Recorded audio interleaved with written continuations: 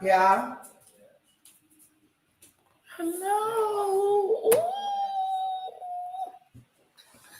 Hello, hello, hello. Okay, I decided to do a video on Meghan and Harry. We're going to find out what's going on with the gruesome twosome. Let's sing the Mimi song real quick.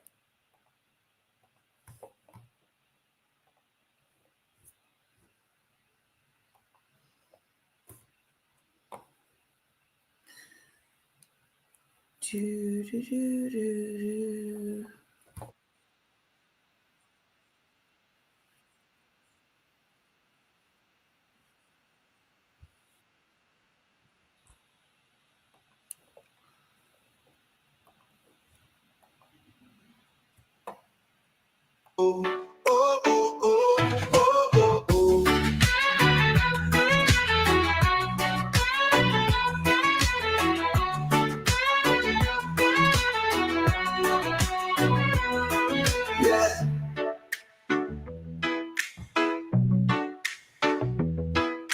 Yeah, yeah,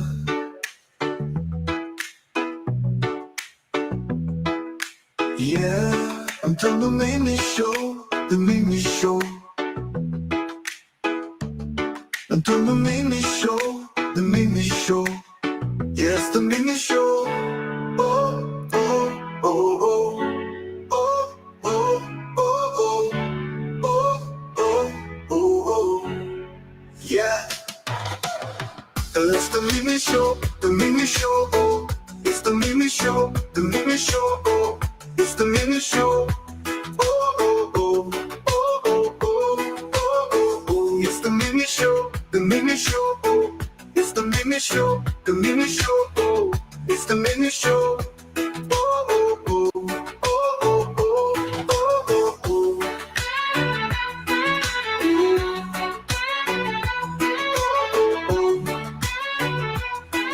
Yeah, from the Mimi Show, the Mimi Show, the Mimi Show, to the Mimi Show, the Mimi Show. Yes, the Mimi Show, the Mimi Show, the Mimi Show. Yes, the Mimi Show, it's the Mimi Show, the Mimi Show. Oh, it's the Mimi Show, the Mimi Show. Oh, it's the Mimi Show. Oh, oh, oh, oh, oh, oh, oh, oh. It's the Mimi Show, the Mimi Show. Oh, it's the Mimi Show, the Mimi Show. Oh, it's the Mimi Show. Oh, oh, oh, oh, oh, oh, oh, oh.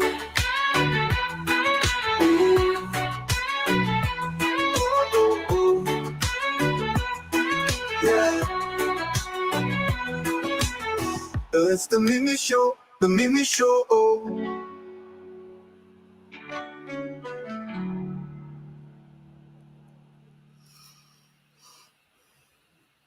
It's the Mimi Show, the Mimi Show. Oh.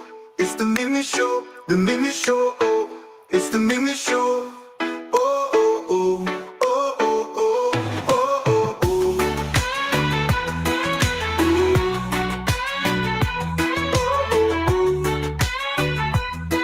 yeah. Oh, oh, oh, yeah.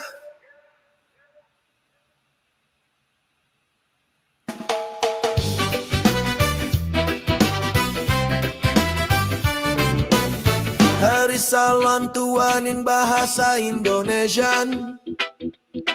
Aku melayangkan mataku ke gunung-gunung. Dari manakah akan datang pertolonganku? Pertolonganku ialah dari Tuhan yang menjadikan langit dan bumi. Okay. Welcome, welcome, welcome to the Mimi Show. And welcome back, Cece. It's so good to see you. Thank you for your support. I really appreciate it. Petals. What is this?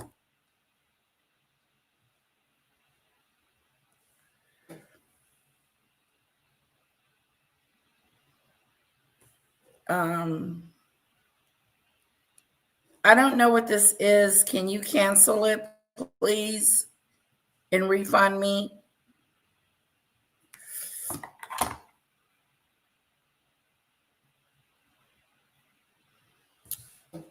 So, all right, let's get to it. Has Meghan made a mess of things? Is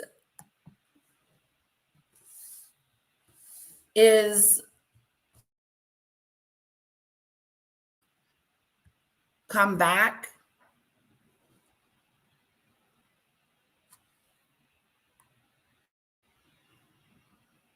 Hold on one second. Is she going to come back bigger as ever? Is she going to be this star, this famous person that we learn to love?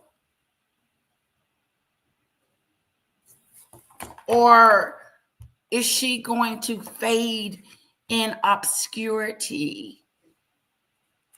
And people will only remember the things that she did to destroy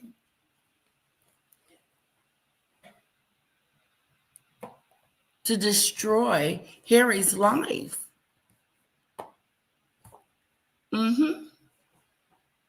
To cancel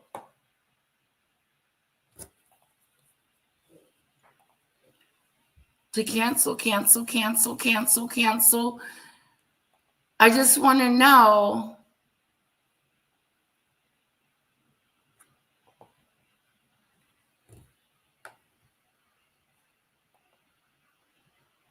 okay, hold on. I'm canceling my subscription, whatever I paid for March 1st.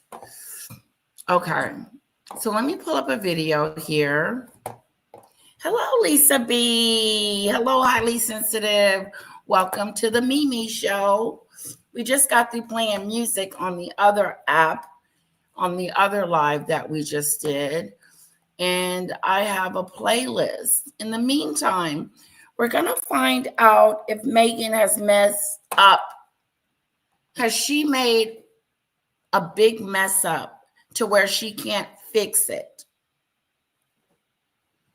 Can she fix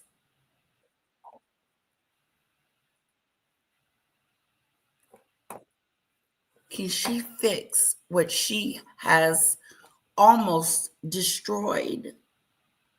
Here we go. Has just destroyed Harry and Meghan. She was love bombing him, completely love bombing him. Meghan wants to move to Malibu, and they discussed Malibu. That they were always planning to do the Megxit and the big reveal and the big interview. I think it was always part of the plan. They maybe even settled it before they got engaged. One of the most well-connected journalists in British royal reporting has just said something that stops you in your tracks. Charlotte Griffith, editor-at-large of the Men on Sunday, the paper's flagship Sunday edition, and consistently one of the strongest sources of royal scoops, has made a series of allegations about Meghan Markle that are, even by the standards of royal commentary, extraordinary. Sees Charlotte Griffiths take the couple down in the most brutal way possible. It is war. Griffith alleges that... Now let's talk about Prince Harry. He's found himself in some hot water, well, not that hot, lukewarm maybe, after court documents reveal he sent flirty messages to a reporter in which he even joked about drinking her under the table. The messages were sent to Daily Mail reporter Charlotte Griffiths and have emerged as part of Harry's privacy case against the paper's publisher, Associated Newspapers Limited. Here are some examples of the messages sent between December 2011 and January 2012. So we are talking some time ago. First one goes, it's H, in case you were confused by the name and picture. The Duke wrote to Griffiths. Hello, Mr. Mischief. Was indeed confused by both. Effing awesome pie, Griffiths replied. And he followed up with, she reminisced about a weekend of naughtiness with the Duke. Can't we all get up to no good in the countryside every weekend? Damn it, smooches, she wrote. Harry responded saying it was without doubt the best of those weekends I've been to. Best of those weekends I've been to. Interesting.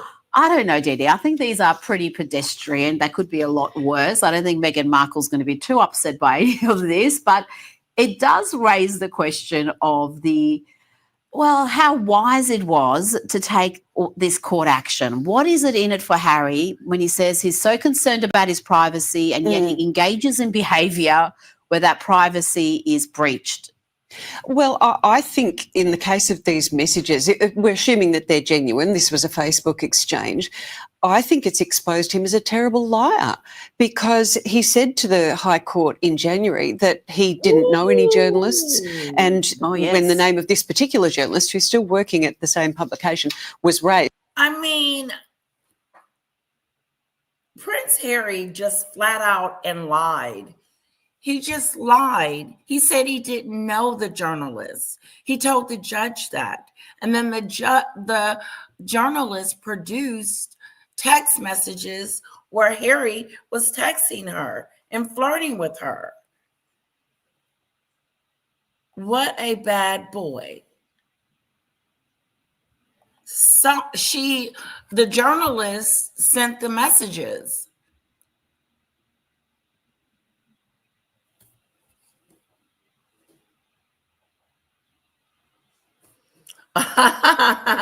Cece said he's probably cheating on her to get out of the marriage. But look how he just flat out lied. He didn't tell the truth. It's really not becoming of a prince to lie to people. Like, how can he be so blunt in the lying situation? Hi, Demon Dictator. We're talking about those text messages that Harry sent that journalist and how he's lying about it. You know, no one's talking about the lie-a-thon.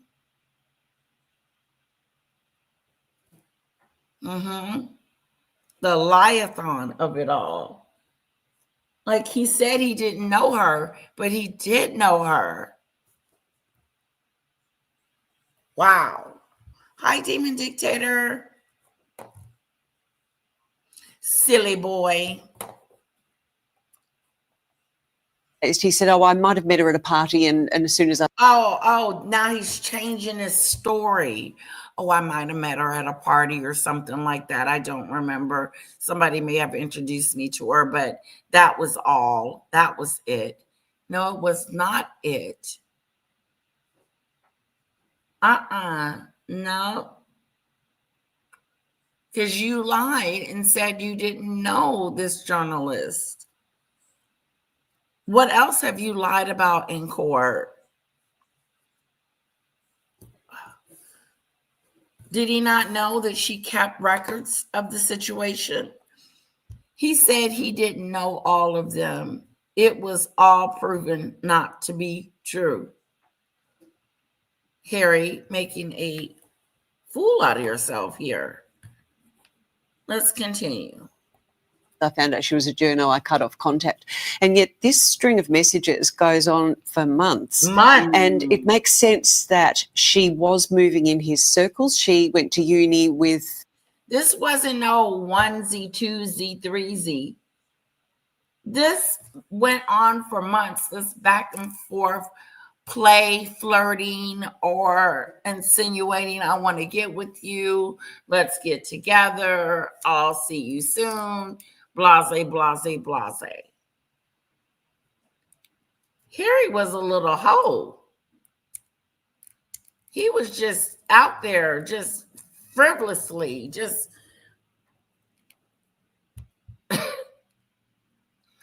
not like his brother, pick one and move on.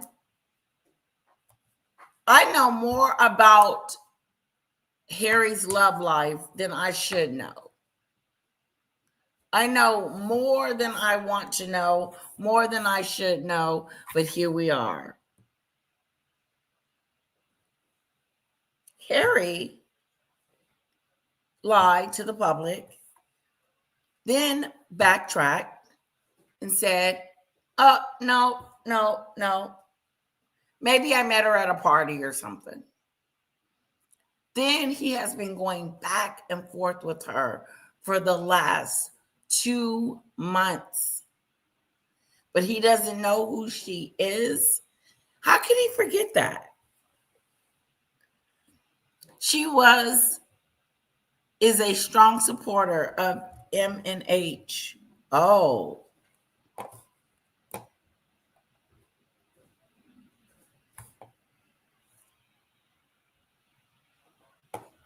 Who is the reporter?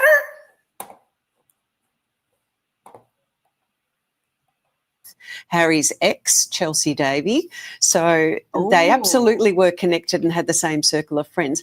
This all happened before he met Meghan, but This is all before he met Meghan. This is way before he met Meghan. The journalist was before Meghan. Everything was before Meghan. Chelsea as well. So why should Meghan get an attitude or upset with him because he was flirting with someone? That's what men do when they're interested. They flirt. But I disagree. I would think she would be Meghan, who's all about PR and how she appears. I think she'd be pretty annoyed. Well, I about think this. she'd be annoyed that, again, he's grabbing headlines for this. She's all about her and her brand and her products. Yes. This isn't helping with any of that. No. So is it Harry's fault that everything is going to kaput because he lied and said that this journalist, he didn't know who she was? Is this messing up Meghan's brand, or was her brand already messed up from the beginning? Hello? Her brand was already messed up from the flow up to the toe up. He didn't help ruin her Jamma Scam and her sprinkles. She managed to do that all by herself. But it's not good for Harry to be lying. It's not good for his reputation.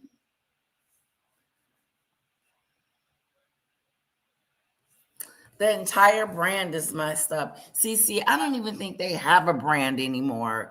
I think their brand has gone under.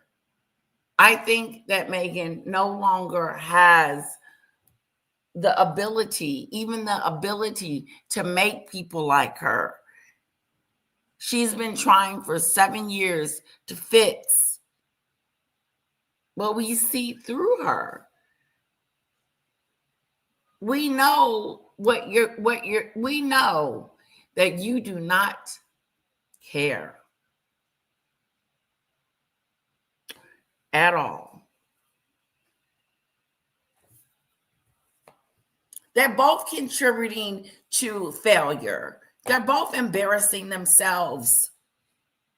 Meghan thought the biggest thing that was going to happen to her scamajam was the flower sprinkles. And Netflix was trying to tell her, why don't you capitalize on your wine? That's going to be your biggest seller. No. She wanted some stupid flower sprinkles. Nobody is buying them, eating them, and reviewing on them. They're going in the garbage. They look like little strips of little paper cut open.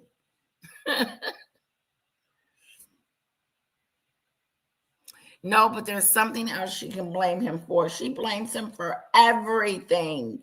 Harry, it's your fault that your family made us leave the UK. Harry, it's your fault that your family is racist. Harry, it's your fault that the courtiers were mean to me. It's your fault that the queen made me curtsy to her. I mean, everything is everybody else's fault. We are fully aware.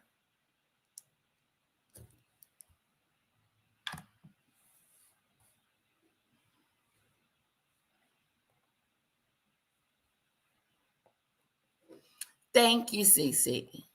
Oh, did you notice they made an announcement in the US about another polo, not the same as that terrible polo documentary he made on Netflix that nobody...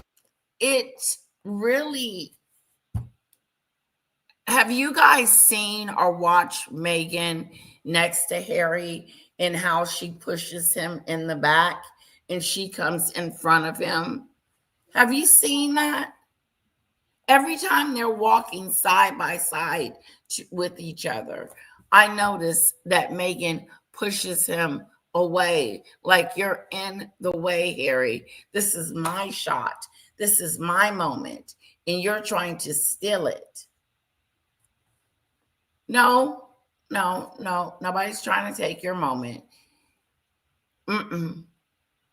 No, everybody know that you are the star, and you want everybody to look at you, and da da da da. It's an overkill of popularity. It's an overkill. Not that she has popularity, but an overkill of the way she acts to be famous, a star, or noticed. The lengths that she would go to.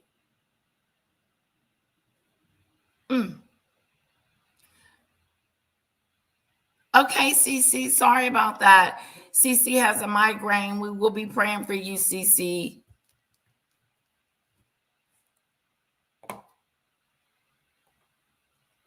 Take care, Cece.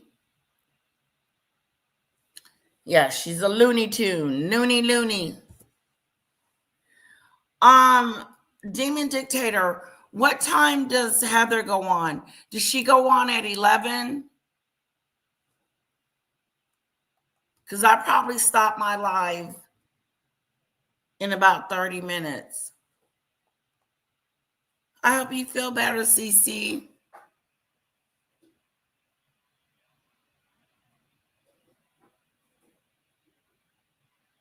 Oh, I hate migraines. Hello, Snowdrop. Welcome to the Fanadoos. Welcome to the Fanadoos. Let's see what else is going on. Harry sends flirty messages to journalists. You watch, but another series to do with polo that is being made by them, but with the assistance of some professional producers. That announcement. You know, Meghan doesn't even seems like a nice person. She seems like a mean person. You know what I'm saying? Like, we don't know her personally, but we've seen her in action. And when I look at her and see her, I think to myself, wow, you're a big bully. Wow, you're a mean girl. Wow, nobody likes you because of your personality. How are you going to fix it?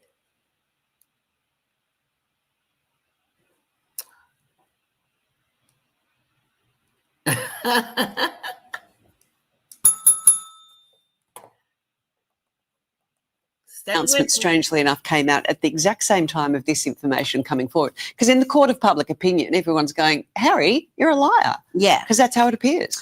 Now, staying with the royals, and reports have circulated that Princess Beatrice, daughter of the disgraced former Prince Andrew and Fergie, Sarah Ferguson, is considering moving to America to save her marriage. I don't know if the Americans are ready for another. Beatrice is moving to the United States to save her marriage. Well, if you're coming to the United States, please do not get a house in Montecito next to the gruesome twosome, because your marriage will fail. It will.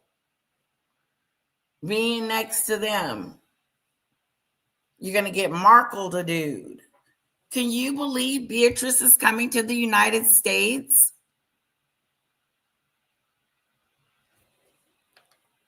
G-strings.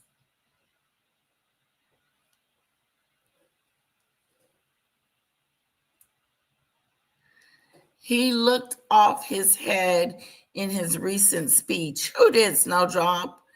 She's doing a later, so it's about 12 your time. Come over. It was hilarious last night. She did one. Oh, your last night. Okay. The gruesome twosome. Oh, yes, yes. If I'm available, Demon Dictator, I will definitely go over there and support my girl. The lesser royal to be moving in. Maybe she can get her own Netflix series as well. They're handing them out. Well, they're making this sound as though she thinks this is going to rescue her marriage. And it does seem, according to some of the reporting, that there is a bit of strain. Her husband, it does seem, according to be moving in. Maybe she can get her own Netflix series as well. They're handing them out. Well, they're making this sound as though she thinks this is going to rescue her marriage. And it does seem, according to some of the reporting, that there is a bit of strain. Her husband has been to Palm Beach, Florida several times on business. His business is going really well, which has left her pretty much isolated.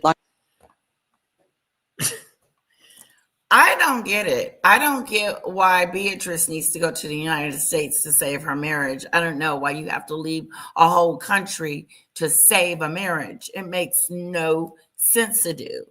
Okay? Make it make sense. And be very careful, Beatrice, hanging around the gruesome twosome.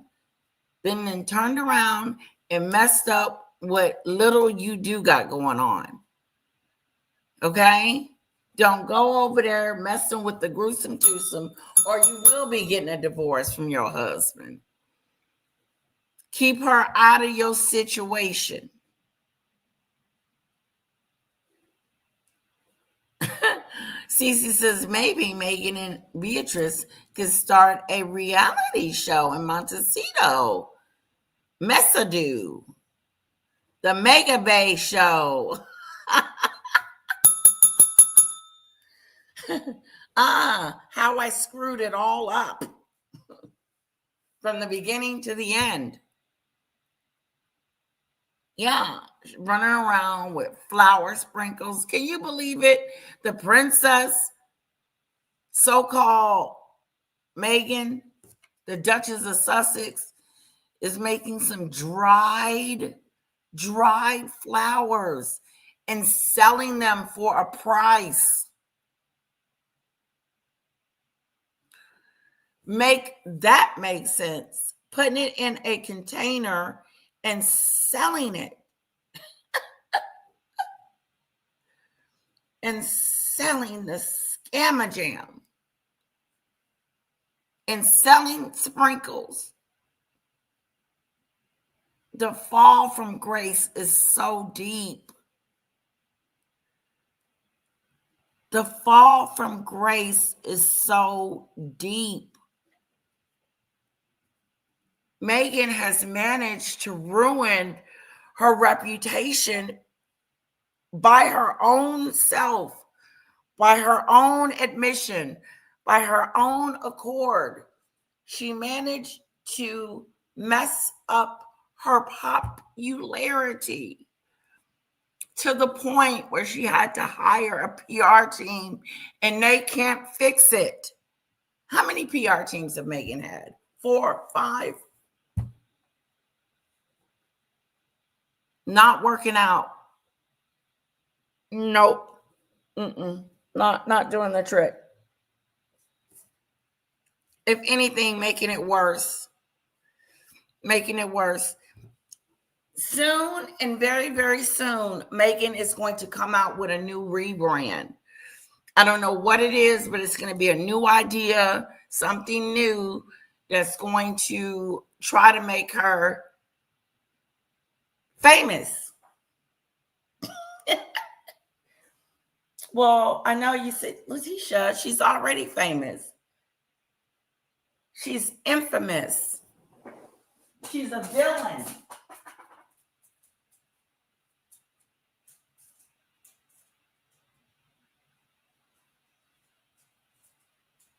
She managed to ruin Harry's life.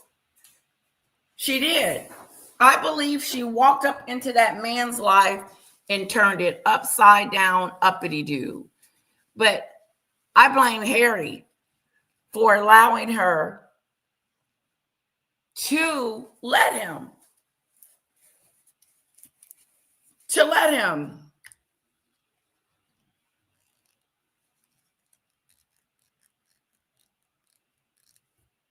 Uh-oh. Sounds like the husband don't like Harry. I don't think Edu, I guess that's his name, likes Harry. Certainly Jack and Eugene were the same chums of the Marcos more. Oh, maybe they'll become best friends. Maybe her and Beatrice will become best friends. I doubt it. If anything, she's going to mess around and mess up Beatrice's relationship, especially if she's confiding in her. Don't do it. Don't do it. Cece says she gets her PR teams on Temu, obviously.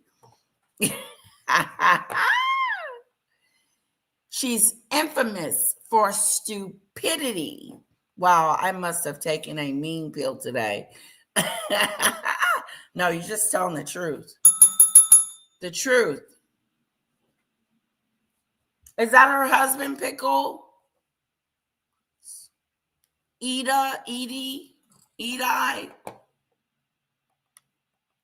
Like, I don't think she's having a lot to do with her mum and dad at the moment.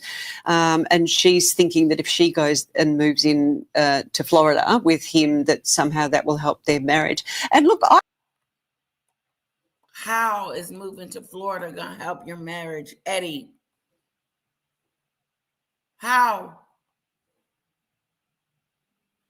How is moving to Florida? I know sometimes moving to different locations can help. I know that when you relocate because the atmosphere, the town you're in, or wherever you are, don't like you, or just, know something about you, and the townspeople don't get along with you. So you want something fresh and new. Okay.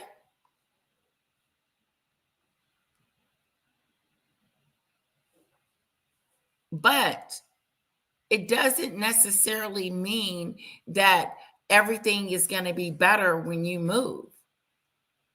Especially moving where Meghan is, she will markle you. She will do something to destroy your marriage. She will give you some advice that's not good for you. You better stay in the UK and just focus on your family. I don't know what they're running from. Are they running from Andrew? He wants to be near a place where alligators do. He can take her on a walk by the water. Uh-oh. Gotta be careful.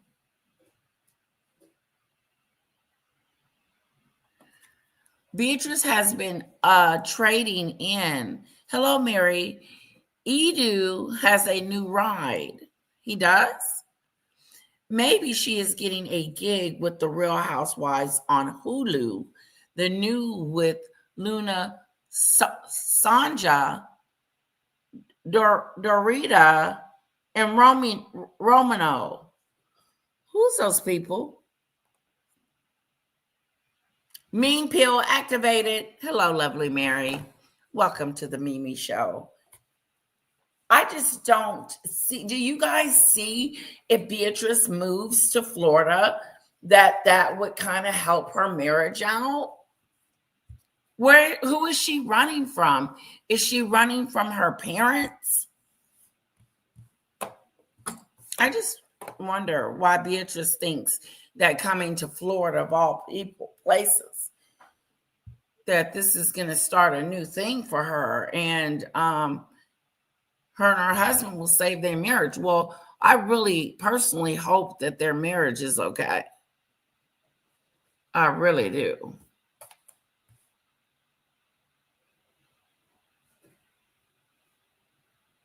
That would be crazy, but that's not going to work for her. What about Prince William?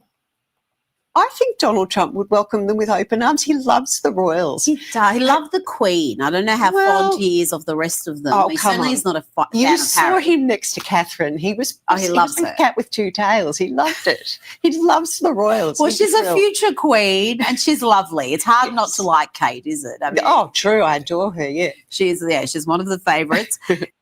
Now, we brought you news the other day of a potential royal reunion between King Charles and Prince Harry in the UK later this year. However, new reports reveal that Prince William may snub his younger brother and that invitation if it were to come.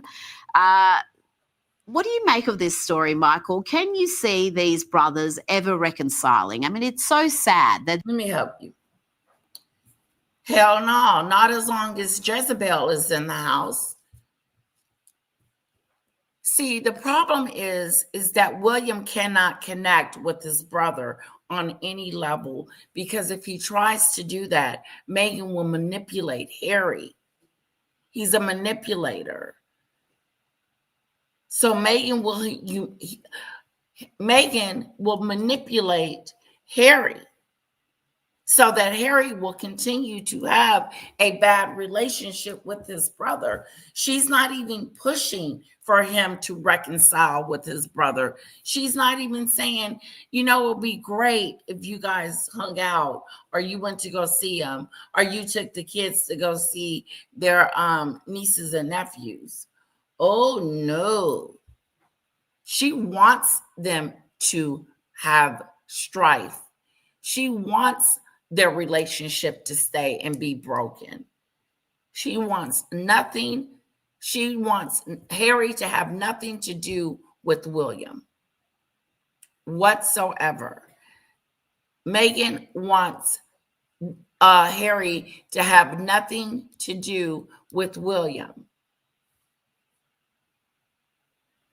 And so the relationship continues to be one that is unfixable, one that is gone, trashed, burned and buried because of his Jezebel. I have some questions for you guys. Now, I know you guys got family and stuff, and sometimes family don't get along.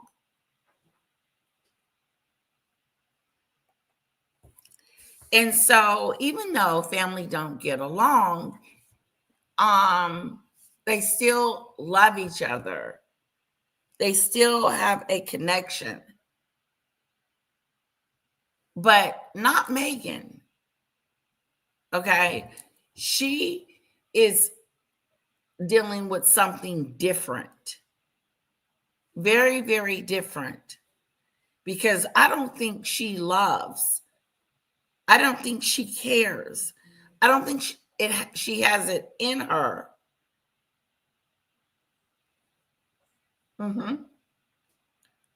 She's not capable.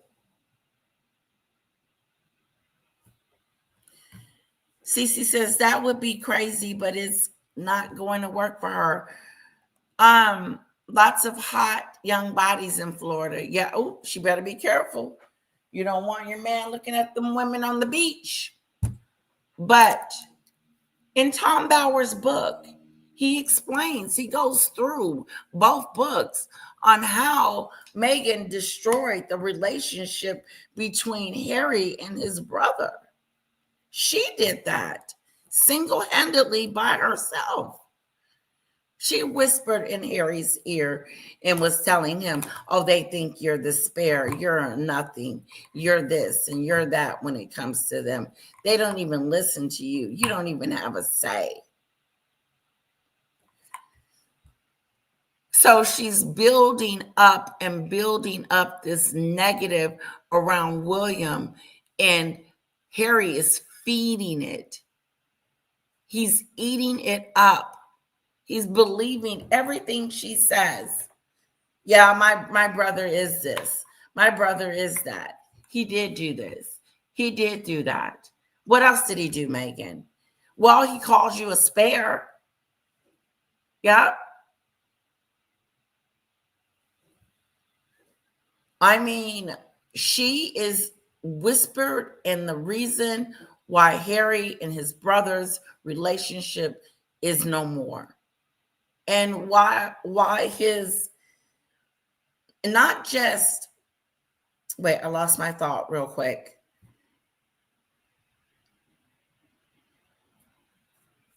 When Meghan told Harry that he lost his father in this process, she basically was trying to not just separate him from his father, but to actually draw a big enough wedge to the point where their relationship between father and son barely exists. What woman, this was the question I wanted to ask you. You have a family or whatever, you're married, and you notice that there's some tension between your husband's brother and him. What would you do? Would you help cultivate that relationship and hopefully they become closer? Or would you be like Meghan and throw monkey wrenches into the situation?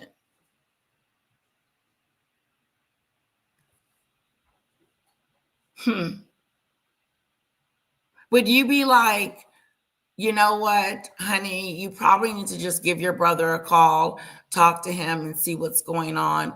Don't take it personally and just hear him out. No, that ain't Meghan. She's going to play the victim. She's going to play, oh, woe is me. He did this to me. Your brother is wrong. He's on the phone. You get it. You handle your brother. He's the mean one. I know if it was me and like my brother, my husband and his brother, I would really be trying to mend that relationship instead of dividing it how she does it.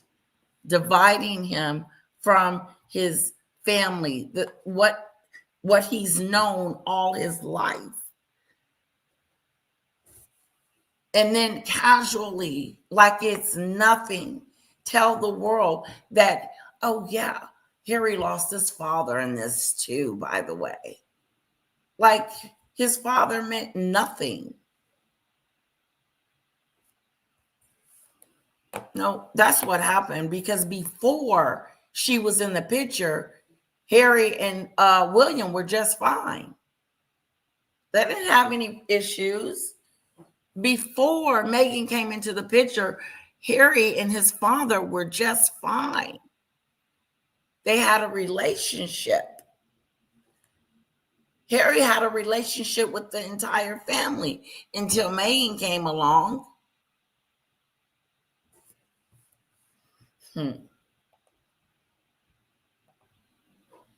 If they are not in the UK, it will be less embarrassing that William has abandoned them. I don't know what William's plans are for the gruesome twosome, but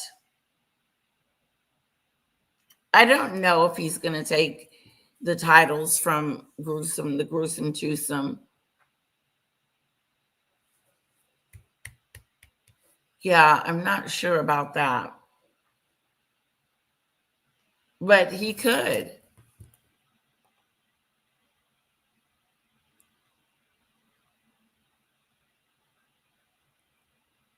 Manipula-dippers. That's right. Meghan wants to have the romper bumper ado with William. Probably Snowdrop.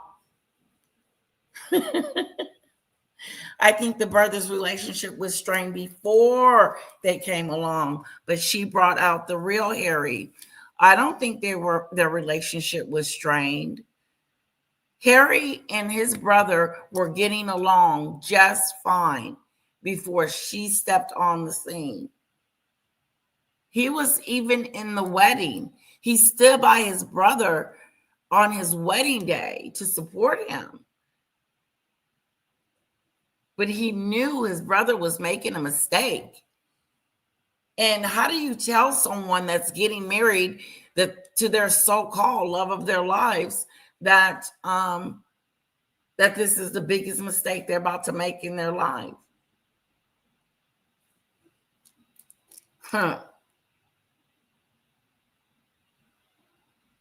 She is the one that separated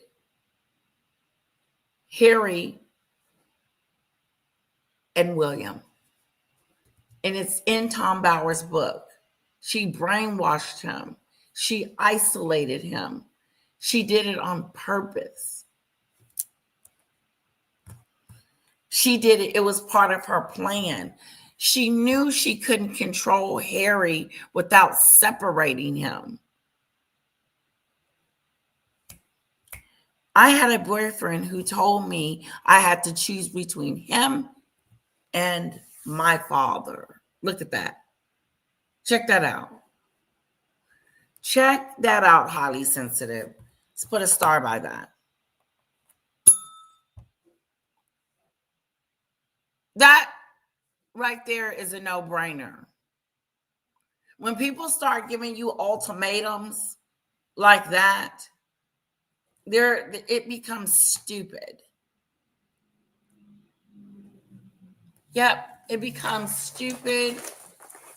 It just becomes like, who are you talking to? You're a bubblehead, and I'm not listening to you. Okay?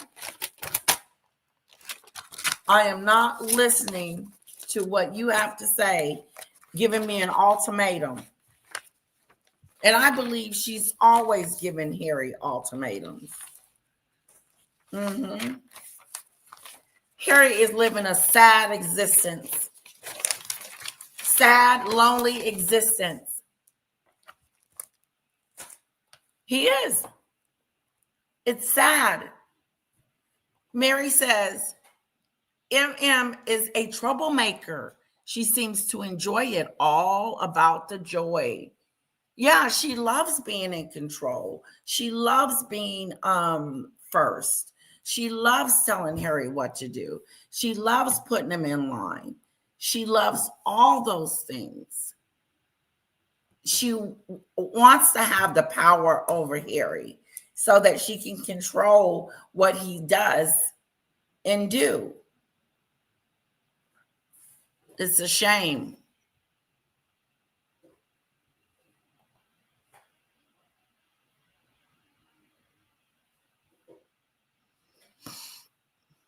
Highly sensitive. Cece, maybe Harry can be the next Bachelor in Paradise season. Funny. Okay, let's continue. The only sons of the future king. William is obviously going to be king one day, and to have Harry completely estranged from his family is a sad state of affairs. Yeah, these two guys have to get back together, and they will. It's Meghan Markle. This chick just must be unbearable to be around. Ooh, can you imagine knowing her or being a relative? Just having an affiliation with her, she would make your life hell. Because I can't imagine Harry's being happy-go-lucky. That's a lie. He is not happy. He is not on cloud nine. He is not doing his thing. You know, he's miserable. You can tell on his face. He hates to see her coming. Shoot. Let me tell you something. If he ain't feeling it,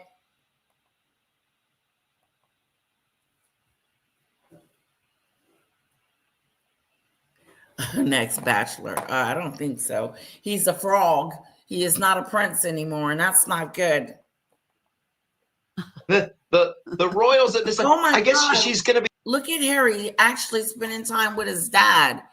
Remember, they said he never spent time with his dad. His father was always gone, never present. But here's a moment in time that he's hanging out with his sons. So Harry is a liar.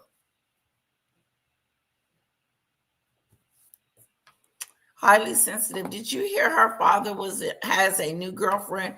Yes, highly sensitive. We went over that yesterday. We met her. Her name is Roy. Yeah, I think it's Roy, her name, but she likes him. She's almost 40 years old. And I actually saw the love. Like they took a picture together, and I actually really can see the love in that lady's heart for Thomas Markle. I think it's wonderful. Honestly, the age gap is a little scary. You know, Lisa was telling us the other day, that's a little creep. Good morning, Cassandra. It's so good to see you.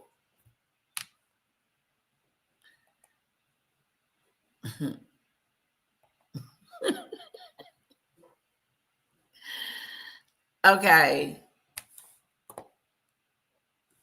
RIO.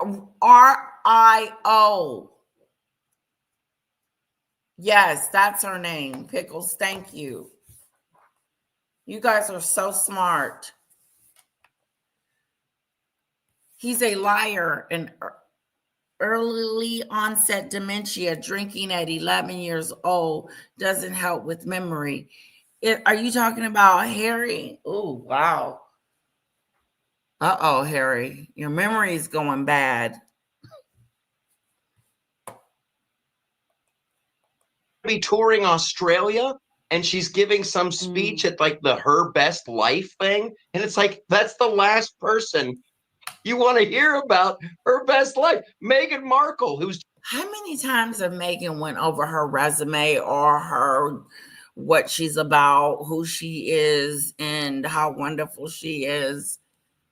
Like, how many times or how many more situations or moments in time where she is going to slam that down our throats?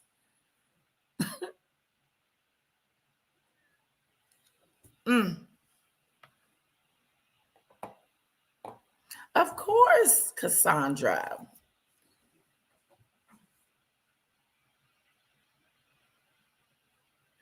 Oh, Snowdrop, what do you mean he's going to lose his paycheck? Where's the paycheck going to go to? So does that mean that Thomas Markle Jr. is no longer his caretaker? Is Junior no longer his caretaker?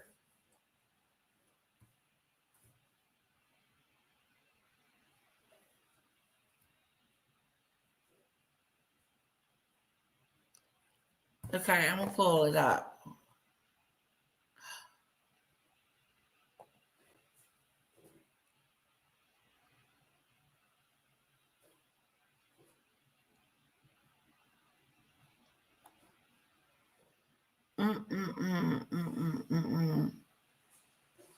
Okay.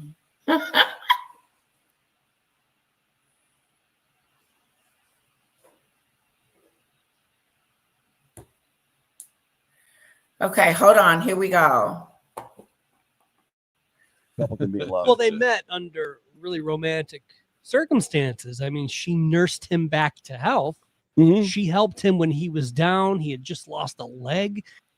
And here's this beautiful Filipino spinner who's into him, even though she's what, 30 years younger? 35. 35 years younger. No, this is so great because we all love Thomas Markle's universally loved, unlike his daughter. And so I turned on Dan Wooten, who's usually not terribly emotional. He's usually very reserved in his coverage, but it's funny because he gets a little heated here. and he's Can I talking tell to you? Brittany from the Royal News Network. And so it was nice to get a cross section of activity here. Some people think Meghan almost murdered Thomas Markle. His heartbreak, the pining for his grandkids. Dan Wooten has Markle family insiders who can describe the incredible rebound that Thomas has made thanks to the nurse he is passionately in love with. In cut one, he describes the situation. Now, you know, I'm a big fan of the Markle family. I think a lot of people can be very unfair on them. They are good, honest, hard workers who have always just wanted what's right by the British royal family. And I've been speaking to Meghan's sister, my good friend Samantha Markle, over the weekend. And it was just absolutely wonderful to hear how much the entire family are embracing this relationship with Rio. And Sam described her as like an angel who had dropped out of the sky. So she said he is really, really happy in his final years. And I think this is very significant because for a long time, Samantha has been incredibly worried that the stress Meghan had caused her father might result in his untimely demise. She almost killed him. Yeah. She literally almost killed him. And then I don't think I've ever seen him smile before. He was actually smiling in that picture. Yeah, you're right. It is weird to see him smiling, but I mean, would you be smiling if an angel dropped out of the sky? Absolutely. Like Rio? Mm-hmm. And this passionate relationship started very innocently, like Meghan with Prince Harry. You remember, she didn't know who Harry was. She didn't know anything about the royal family. They just bumped into each other on a yacht. Yeah, it was crazy how spontaneous it was. And Rio, like Meghan, didn't even know who Thomas Markle was. Oh, wow. In cut two, we hear about that. Rio, a mother of 2 grown children, had no idea who Mr. Markle was when she first met him in mid-December of last year after he checked into the rehab hospital where she works in Cebu, a city in the Philippines that Mr. Markle and his son Thomas Jr. moved to in January 2025. Philippines. This week, he invited the Mail on Sunday to spend time with him and his new love and said he expected a backlash from the Sussex squad, the notoriously cruel online trolls who support Meghan and Harry. But he added, I know some people will say hurtful things, but I don't care. That's right. He's in love. I want to talk about this because I never thought I would ever be happy again. I want people to know you're never too old to love, to find peace and love. I believe there's a lot of real negative things going on in the world. Go ahead, And if my story can give a little hope to one person, then I'm happy. The haters will hate. But to be honest, I don't give a damn. Wow. Oh, incredible. Well, that's pretty powerful. I don't Yeah. give a damn. Yeah. Wow. If only she could find the joy that he has. I know. And they could meet Instead of being in the so middle miserable. somewhere. Yeah. Because he's in a state, he's so in love right now. He's just in a big love bubble. Meghan seems to have left her love bubble. I don't know what's going on with her. It all seems so unfortunate. And when you talk about Rio, she's really the anti-Meghan Markle because he lost his leg due to heartbreak over Meghan, primarily, not seeing the grandkids. But with Rio, he's regained the ability to speak. So she's almost like the opposite. Cut 3. Which he puts down in part to speaking all the time to his new love. He said, after my stroke, things were not great. I wanted to go to the other side of the world, to a place where the people are kind.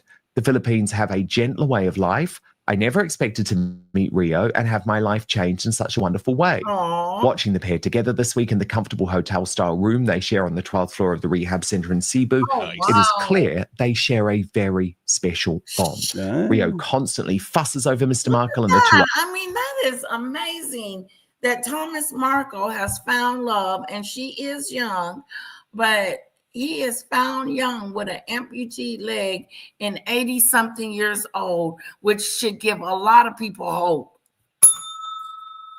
A lot of hope. Were openly affectionate and comfortable in each other's company, laughing frequently and poking fun at each other. When she holds his hand, as she often does, he beams with genuine delight. She has him on a strict no sugar diet and he's lost a lot of weight. She pushes him to drink more water and hides the chocolate I bring him as a gift, promising to ration it to 1 piece a day as a special treat. He's getting hotter. Yeah, that's for her. That's for her. She's getting him in shape. I mean, that is really hot. I mean, they're a hot couple. There's no argument. There can be no argument about Take that. a black light to that hotel room, hotel hospital room. Don't you two go falling in love while I'm gone. Like that'll happen. happen. In cut 4, we hear something that Thomas has suggested from time to time. I think Meghan probably poo-pooed it. A lot of people probably did, but it's clear Thomas and the King of England are peas in a pod. They're emotionally separated at birth in cut 4. I'd love to see my grandkids. It makes me sad that King Charles has only met Archie and Elizabeth once or twice. See how much he How cares. strange it is that me, over here in my little world, and him, the King of England, are both in the same boat. We both can't see our grandkids. And then again, Thomas, a good man, offers that olive branch. I love Meghan. She is my daughter. But I don't know how much time I have left, and I want to spend what time He's I fucking have hot being these days. happy. Look at him. Fitting image. Rio makes me happy. And as I say, I think it would be really disgusting if Meghan Markle, Brittany, was not open to this, supportive about this, positive about this. I mean, this is a woman who literally dumped her ex-husband via text message and then sent the ring back in the post. So she found happiness again.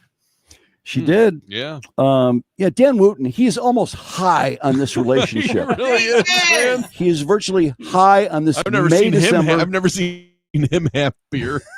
He is high off of Meghan and Harry's relationship. How can we all not be I happy? agree. He's high on this May, December relationship. And now he's going to turn to Brittany from the Royal News Network looking for a sign of hope or approval from Meghan. Maybe it'll come from Brittany. Let's see. Well, I'm glad he has found love again, Dan. That is wonderful Everybody. to see. But when it comes to Meghan Markle's reaction, honestly, I don't even think she's really tracking what's going on with her father or just allowing her PR team to do it for her. For Meghan Markle, it seems that once you are no longer useful to her, she throws you by the wayside. She doesn't seem to care anymore. I don't think she has a lot of love to give to her father. And much like Prince Harry, you can only hope maybe a little bit that Harry and Meghan, and particularly in this case, Meghan, gets a little bit of the taste of her own medicine at some point with her own children. Wow. Oh my God. She's coming with a fire. Although I gotta disagree with one thing she said. I think she sees every story about her dad not because she loves him or cares about him, but because he could really fuck her over He and can. hurt her and hurt her brand. But what does he do? He offers the olive branch. I love Meghan. I love my daughter. I want to see my grandkids. It's just the same over and over and He over. should offer to provide security, and then he'll be able to see the kids. Yes. Start a GoFundMe for their security. For their security, so he can see the grandchildren. It's funny that Brittany brought up her own children not seeing her at some point, so she gets a taste of her own medicine. Imagining this like 20 years down the road, like the kids refusing to see Meghan Markle. Yeah. I think it invigorates me. It might even give me a will to live to see that at that point in my life when I'm in my 80s. God, what I would need, something invigorating to keep me continue to give me the will to live. And a lot of people I think would love to see that. So many people in the Markleverse. As her kids rejoin the royal family, but they don't. Yes, something like Snowdrop said he's gonna outlive us all. Maybe he's going into that SA jungle show. What's that? How did Pops know? Now, no, people were so kind in that part of the world, unless it was from a personal experience. like That'd that. be awesome. So, so let's talk a little more about that.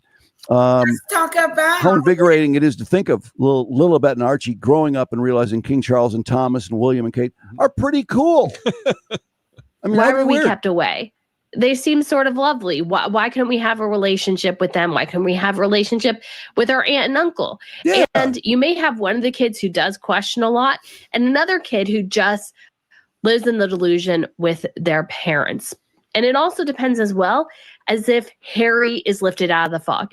If Harry somehow comes out of this delusional fog, he may also push against the narrative that Meghan Markle has spun. But right now, they're living in this delusional fantasy in Montecito where they have to abide by all of Meghan Markle's beliefs here. You know, Doria is great. Everybody else in the family sucks. And they are all living there together in their happy delusional bubble. But of course, all bubbles burst at some point. It just depends on when. But yes, those children will question. And again, I would have no sympathy if Archie or Lily decides, you know what, we're going to do the same thing to our parents that they did to their own parents. And that is the example Harry and Meghan are teaching their children, whether they want to believe it or not. And so if Harry and Meghan cut off their own parents, again, who's to say that Archie and Lily aren't going to take that lesson and go, you know what, Mom and Dad, we don't need you either. Oh, ouch. Wow. Wow. Aren't those kids going to be so brainwashed? And you're right. You know what my mom used to tell me? She used to say, when you have kids, they're going to treat you just like you treating me.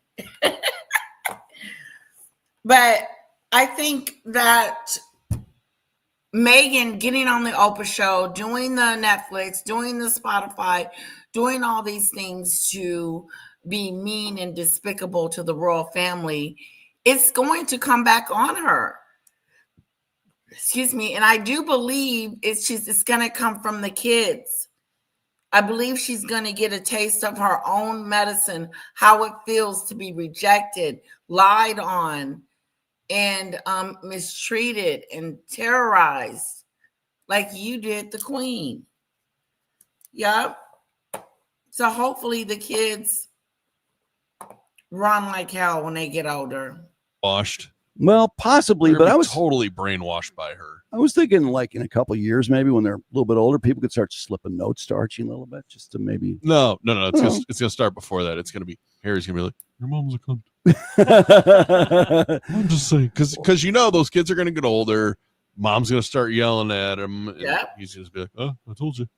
Maybe wait. If they're still together in a few years, well, then it's gonna be totally different. Their teen years just slip. Then she'll. They're predicting that if they may not even be together in a few years, Harry and Meghan. She'll really feel the pain if they break up, because he'll. Oh, do you think Meghan would feel the pain if they broke up? Do you feel like Meghan would? No, because Meghan is not going to break up with Harry. She's going to hang on to him until she drains him dry, till she sucks all the life out of him, until it's all over and said. But no. He'll totally run back to the UK with them in the royal family. He's not. And they'll be like, we've been missing out on this the whole time. Yeah, she will try to keep the kids away from everyone, including Harry. Yeah. But I mean, I'm just. She's already trying to keep the kids away. You already can't see the kids. So it's already a doomed deal. When they get a divorce, she's going to be trying to regulate when he gets to see the kids, and that he's unfit, that he's on rugs, that he drinks a lot, that he's dangerous. She's going to come up with some cockamamie story or an excuse.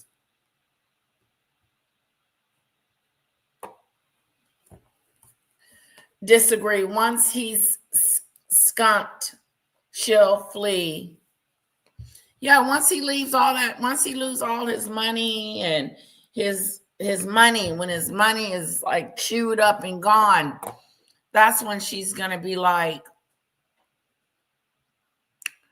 it's over, Harry. You have nothing to offer me.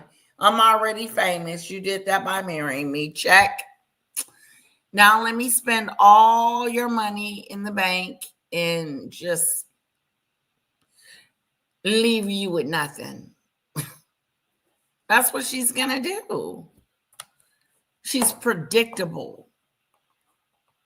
Thinking slip some notes about, your mom's a huge cunt. You know that already. You can call your Uncle William at 555-5555. Here's cut 7. Back to what Meghan's we've brand. seen over the weekend is now Meghan trying to make this more personal. I still think it's a disaster, but look at this. She emailed out to all of her followers Meghan's easy, entertaining tips. These are gonna be great. This is much more in terms of her actually trying to do the Martha Stewart thing, the Gwyneth Paltrow thing, making it about what she does. Now, the problem you've got, Brittany, is the tips are rubbish. The tips are really crap. Okay, now I'm intrigued. I want to see these tips. Do we ever get to see them? Yeah, Dan Wooten's going to get a little bit into it. It's funny. I've never seen Dan Wooten be quite facto brutal, and he gets even more brutal in the next cut as we take a look at the tips. Dan is upset about Thomas. I mean, you can't excuse that. I mean, that's certainly, I think, kind of hanging over Dan Wooten's thoughts here. But no matter how much we care about this stoic, passionate man, Thomas Markle, Meghan just can't be bothered. But can the tips really be this bad? Let's see if it's Dan or if it's the tips themselves. And your favorite playlist, complete the scene. What, play music at an event? Oh my goodness, Meghan, thank you for that. Opt for short bud vases filled with tonal blooms or one larger bouquet to create a beautiful ambiance. And when I saw that email, Brittany, I just thought, this is why this brand is completely screwed. It's because screwed. This woman has nothing interesting to say. I mean, even if you really liked Meghan Markle, how on earth could you read that email and think, oh, I'm really going to get something from this brand, so now I want to buy something from this brand? That advice is crap. It's shit. It's basic. It's like cheese and charcuterie boards, wine, and music. We all know that. I know. There's nothing special there. A playlist, flowers. Dan Wooten is really hopped up about this. I'm with you. I'm with Wooten. Hashtag I'm with Wooten. And Brittany was not offering any kind of counterpoint. I mean, the Markleverse is really, I've never seen the Markleverse so together. This is great because Meghan she is not going to give up on this brand no matter how much it sucks, right? She has to. It's so bad. How much money? They're just going to lose more money. They lost Netflix money the first time. It's deemed a failure. There's no saving it now. So she should just shutter it up. But I don't know. I mean, she's got to have an excuse to get out of it, right? So she's got to have something else. That's why she's trying to wiggle her way back into acting. You got it. Yep. And so then it's going to be, well, I'm just way too busy to be an actress. This is what I know best. I can't keep being a founder. God, nobody's going to buy it though. Well, no, because it's just a failure. Period. Right. So it should be shuttered. It should be shut down now. Oh yeah, it should be. Instead of doing all these trademarks in Australia. In a weird way, I'd have respect for her if she's like, yeah, it didn't work. Well, yeah, it didn't work. I'm gonna try something else. It takes a lot of the joy out of ragging on something when somebody says, yeah, that really sucked. I mean, they really take a lot of things away from you as a critic. Yeah. Yeah. But I don't think she'll ever say that. I really what a don't. Fool. I know, she is such an idiot. I just love that the whole world is coming down on her. Nobody deserves it more. She's so horrible. And we're coming together with Thomas's. The world is coming down on her. He said she's so horrible. Isn't that? I mean, it's so bad. I almost feel sorry for Meghan that her popularity is so bad to the point where, you know, her jam is not doing good. Her wine isn't doing good. All her products are not doing good. Her Instagram isn't doing good. She's not where she wants to be. She wants to be a billionaire. She wanted to be successful. She thought the world would turn against the royal family and love on her and bow to her.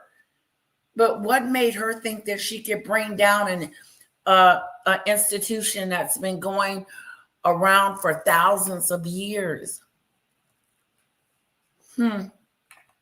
Newfound love. That's really great. Yeah. I mean, it just seems like karma. Finally, that some love light would come to in Thomas. this story. Please invite him to the palace. Oh my God, would that both be of awesome? That would be the best. And his new girlfriend's Yeah. kids. I want him knighted. King Charles hanging out with Thomas Markle and just having a ball, drinking pints together. Oh my God, the whole world would watch that knighting ceremony as he gets down on his stump and gets the. God, I would wake up at 4 a.m. for that easily. Without I wouldn't miss it for the world. It would be the best. I love it. All right. Hold on. Lovely people. Hold on.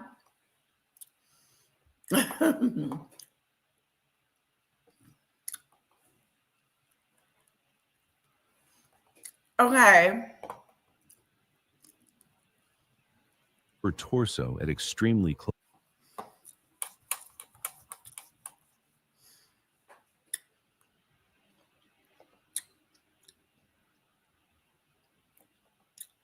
You tell me there's more to this than just a sniggering headline. What is it that I missed? Absolutely. So Prince Harry's court case, some of the key tenets of it is against in part the Daily Mail, was that they used unlawful tactics and phone hacking to get information on him, that he never socialized with journalists, that he did not have a leaky friend group, and that he remembers everything clear as day from that particular period of his life. And that basically they must have essentially hacked his phone in order to get information and make his life a living hell.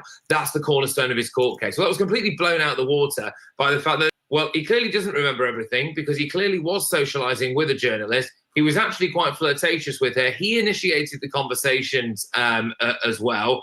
And so it's kind of a bit of a mic drop moment for the Mail newspapers, really. It was in their closing arguments that actually perhaps Prince Harry has been caught telling a few porky pies, maybe misleading. Ooh, not the porky pies.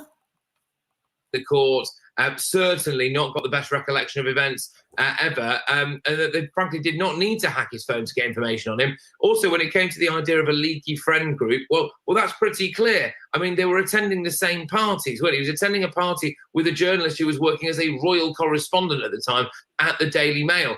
It also exposes really that he's perhaps what we already knew, not necessarily the sharpest tool in the shed, because he claims not to know.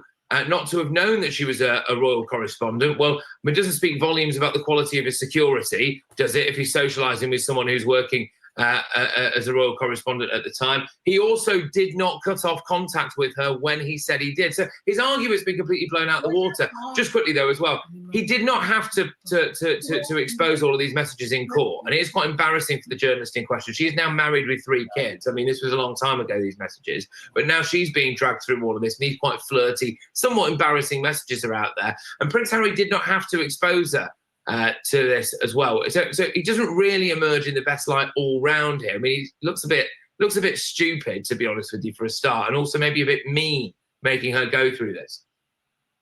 Well, that he looks a bit stupid is not breaking news. I hate to break it to you, mate, but that's not news. But the rest, yes. Thank you so much indeed, Patrick Christie's. Really appreciate that. State regime media, which calls itself Fox News, was collapsing live on TV after Donald Trump's address to the nation completely bombed. Many people are saying it was the worst presidential address in United States history. The markets started tanking after Donald Trump's speech.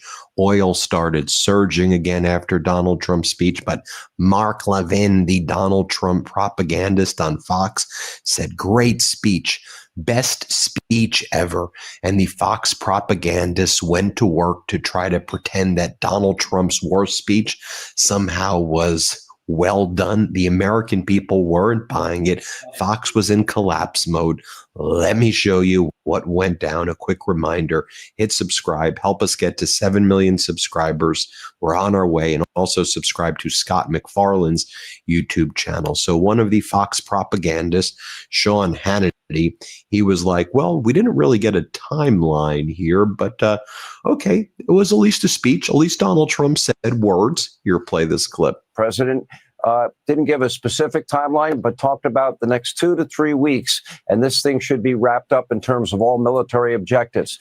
And then Hannity brought on Lindsey Graham, and Lindsey Graham was like, we got to get not the oil. Oh, God, it did. Okay, guys, let me go back to, hold on, give me a sec.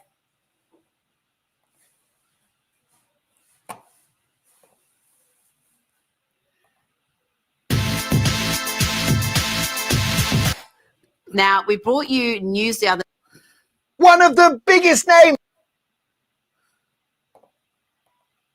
You tell me there's more to this than just the. All right.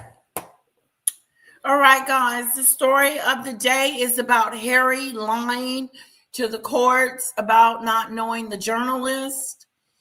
And it really makes him look like an idiot. Mary says, what treat did Eric bring you, Letitia? What treat? You bought me a treat, babe? Not today. He bought me some flowers the other day. I think they're dying. Did they die? No, they're still up. I'm making them some live. Let me see. Oh, yeah, I got me some flowers the other day. Some carnations. Oh, here, I'll just show you the flowers. They're just some little flowers.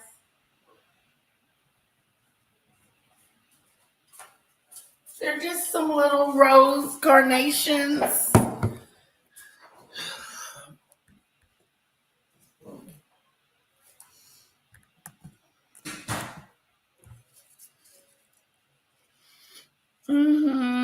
My little flowers my hubby bought me.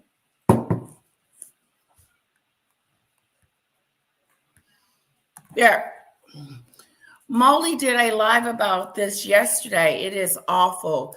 Henry perjured just like Meghan.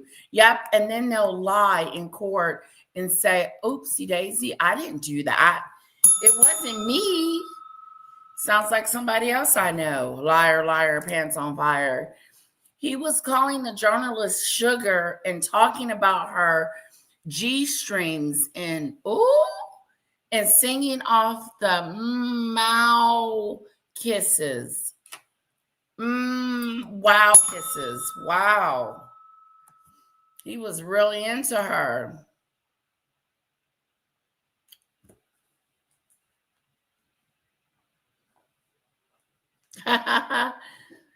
I just listened to state TV and heard all this. Okay.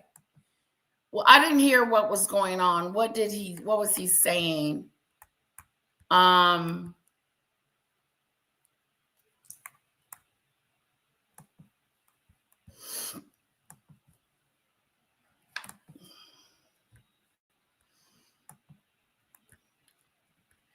Let me see it real quick. I just want to see.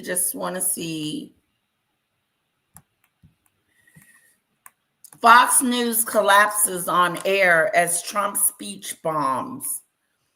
I haven't seen that, but we're gonna move on. Here we go. Instagram, there's a clip of Iranians confronting the deluded woke protesters in UK. Can you believe that UK is protesting against Donald Trump's war as well? They were part of the No Kings war, No Kings protest. I did Funky Dineva earlier today, Snowdrop, on my other live.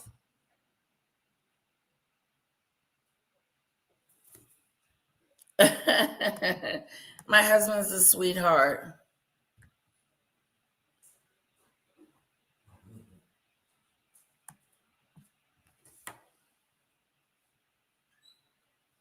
Okay, Debbie. So we'll just skip it. Okay, guys, listen, I want to do true crime. Who wants to do true crime? Put a 2 in the chat if you don't.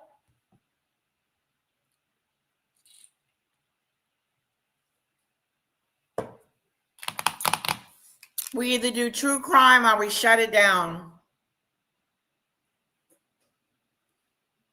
Okay.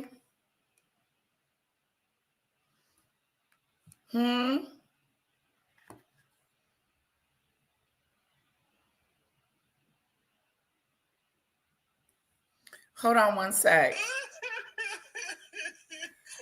Thank you. Somebody said you lie on your mother. You lie. Queen Tulsa. Thank you, Dark Matter.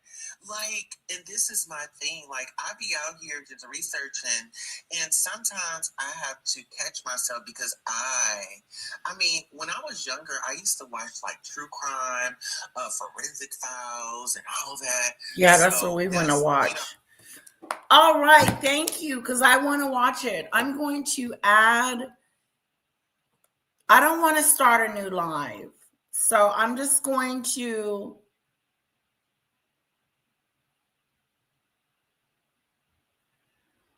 The video was private.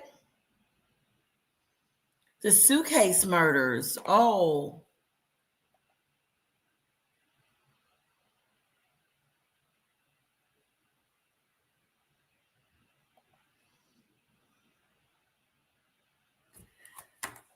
Yep. True crime, true crime, true crime. I do. And let me go. We did Disney yesterday, Debbie, but you love the Disney situation.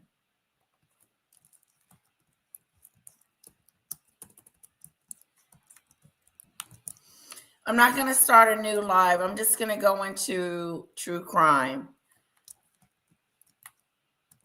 Well, I'll see if there's any more Disney issues. Do you still want to see that?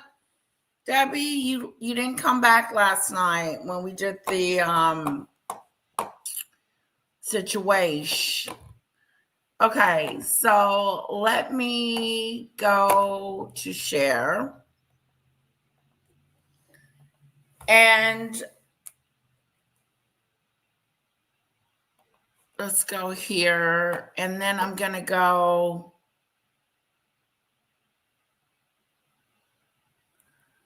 Yeah, I want to keep this. Yeah, we didn't talk about Trump that much today. There's not much going on today, same old stuff, unless there's some new stuff going on, Debbie, that you know about that I don't.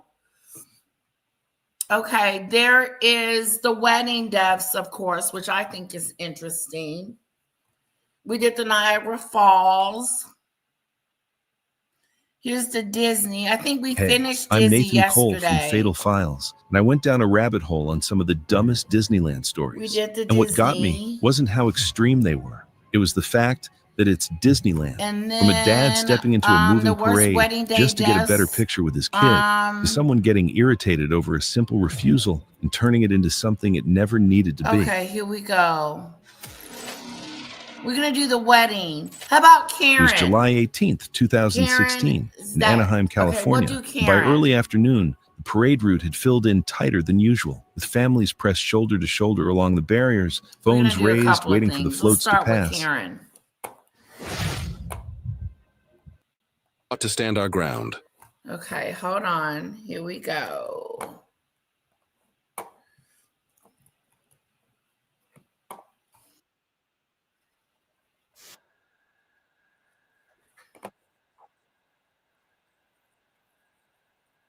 Arguing, refusing, and escalating turned ordinary situations deadly. Today, we're looking at 6 real cases of Karens who died in crazy ways, where attitude carried irreversible consequences. It was June 17, 2016, in a quiet residential neighborhood in Mesa, Arizona. The temperature sat near 104 degrees Fahrenheit in the late afternoon, and several homes on the block had backyard grills running ahead of sunset. Fences were low, and sound carried easily from yard to yard. Denise Harlow, 44, worked part-time as an office assistant for a small real estate firm and lived alone in a single-story home with a concrete patio and a standard propane grill.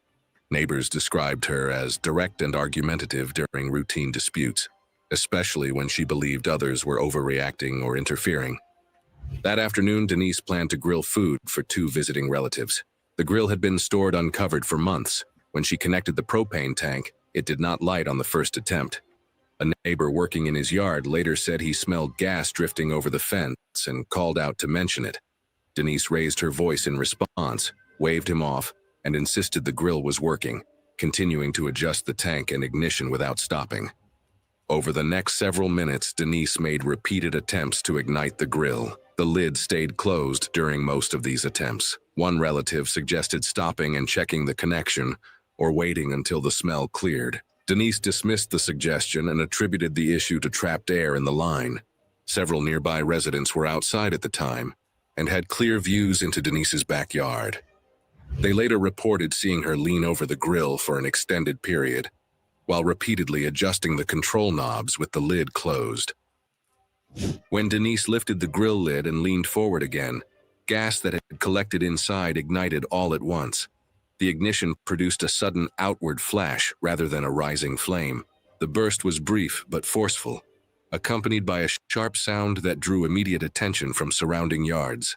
The flames struck Denise across the face, neck, and forearms. Her hair caught fire briefly as she recoiled backward, colliding with a patio chair before losing her balance and falling onto the concrete. She remained exposed to heat for several seconds before the flames subsided. People nearby reacted almost immediately. Water was sprayed toward her clothing from a garden hose while others moved toward the grill. The propane tank was shut off within moments, stopping the gas flow and ending the fire. The fire did not spread beyond the grill area. Denise remained on the patio and did not stand back up. Visible burn injuries were present on her upper body, and no attempts were made to move her before help arrived. Denise was transported from the scene for medical treatment, but died days later from complications caused by extensive burn injuries and smoke inhalation. Oh, wow. The official cause of death was listed as complications of thermal burns with associated inhalation injury. No. The death was ruled accidental. In the weeks that followed, grills on the block went unused. Several residents replaced old hoses and tanks or moved their grills farther from their homes. The patio where the incident occurred remained empty for the rest of the summer, with the grill covered and untouched. It was May 28, 2016, in a big box store parking lot in Mesa, Arizona, during extreme heat under an active advisory. Heat advisory. One of the parked cars belonged to Kelsey Hart, 29 years old. That was She worked part-time as a... That was very sad about that story we just listened to. You know, there's warning signs and then there's not. And then when there are warning signs, we should take heed to that because we don't want anything bad to happen to us. Like what happened to this lady. It was a freak accident. She was cooking dinner for two people, for two friends. And look what happened.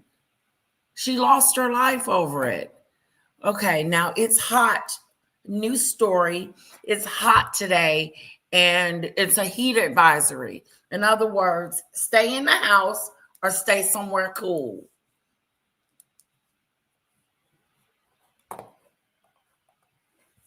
A salon assistant and had brought her 2-year-old son, Owen, with her while running errands. People who knew Kelsey described her as confrontational during disputes and quick to escalate arguments, particularly in public settings where she felt wronged. Kelsey parked her car facing direct sunlight. Karens. Owen was secured. These are all Karens. It's called something about how Karens got unalived. Okay. So yeah, this is... Who's that?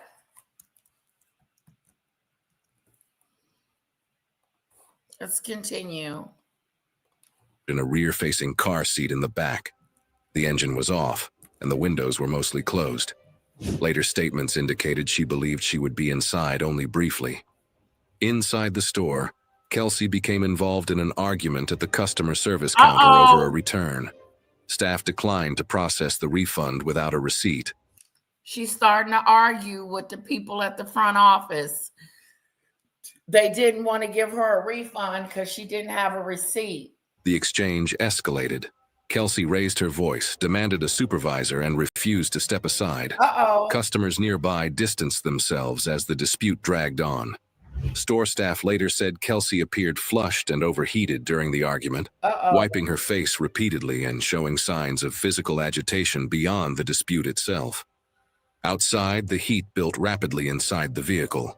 With minimal airflow, the interior temperature rose quickly. Owen cried at first, then grew quieter.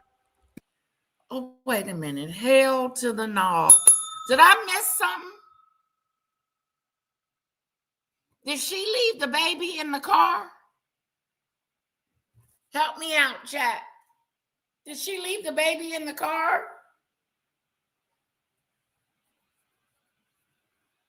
Oh, okay. Thanks, Debbie. Did she leave the baby in the car? car.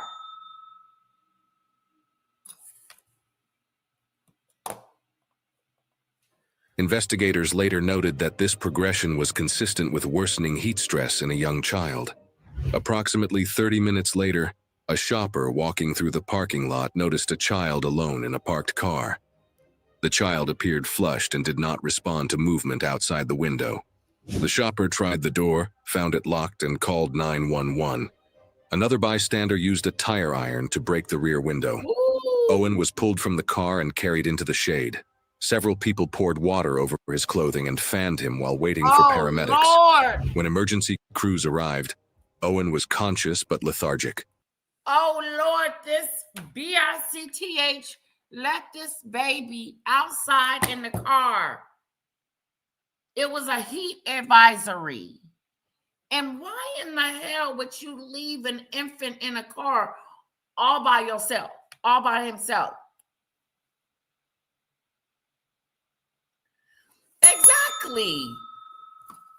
Exactly. What if somebody come up, breaks the window, and takes your child? It's weird. You should see how the way I eye my daughter everywhere we go. Like, I don't want her out of my sight. Okay? Like, she cannot be out of my sight. And here we go, leaving babies in the car.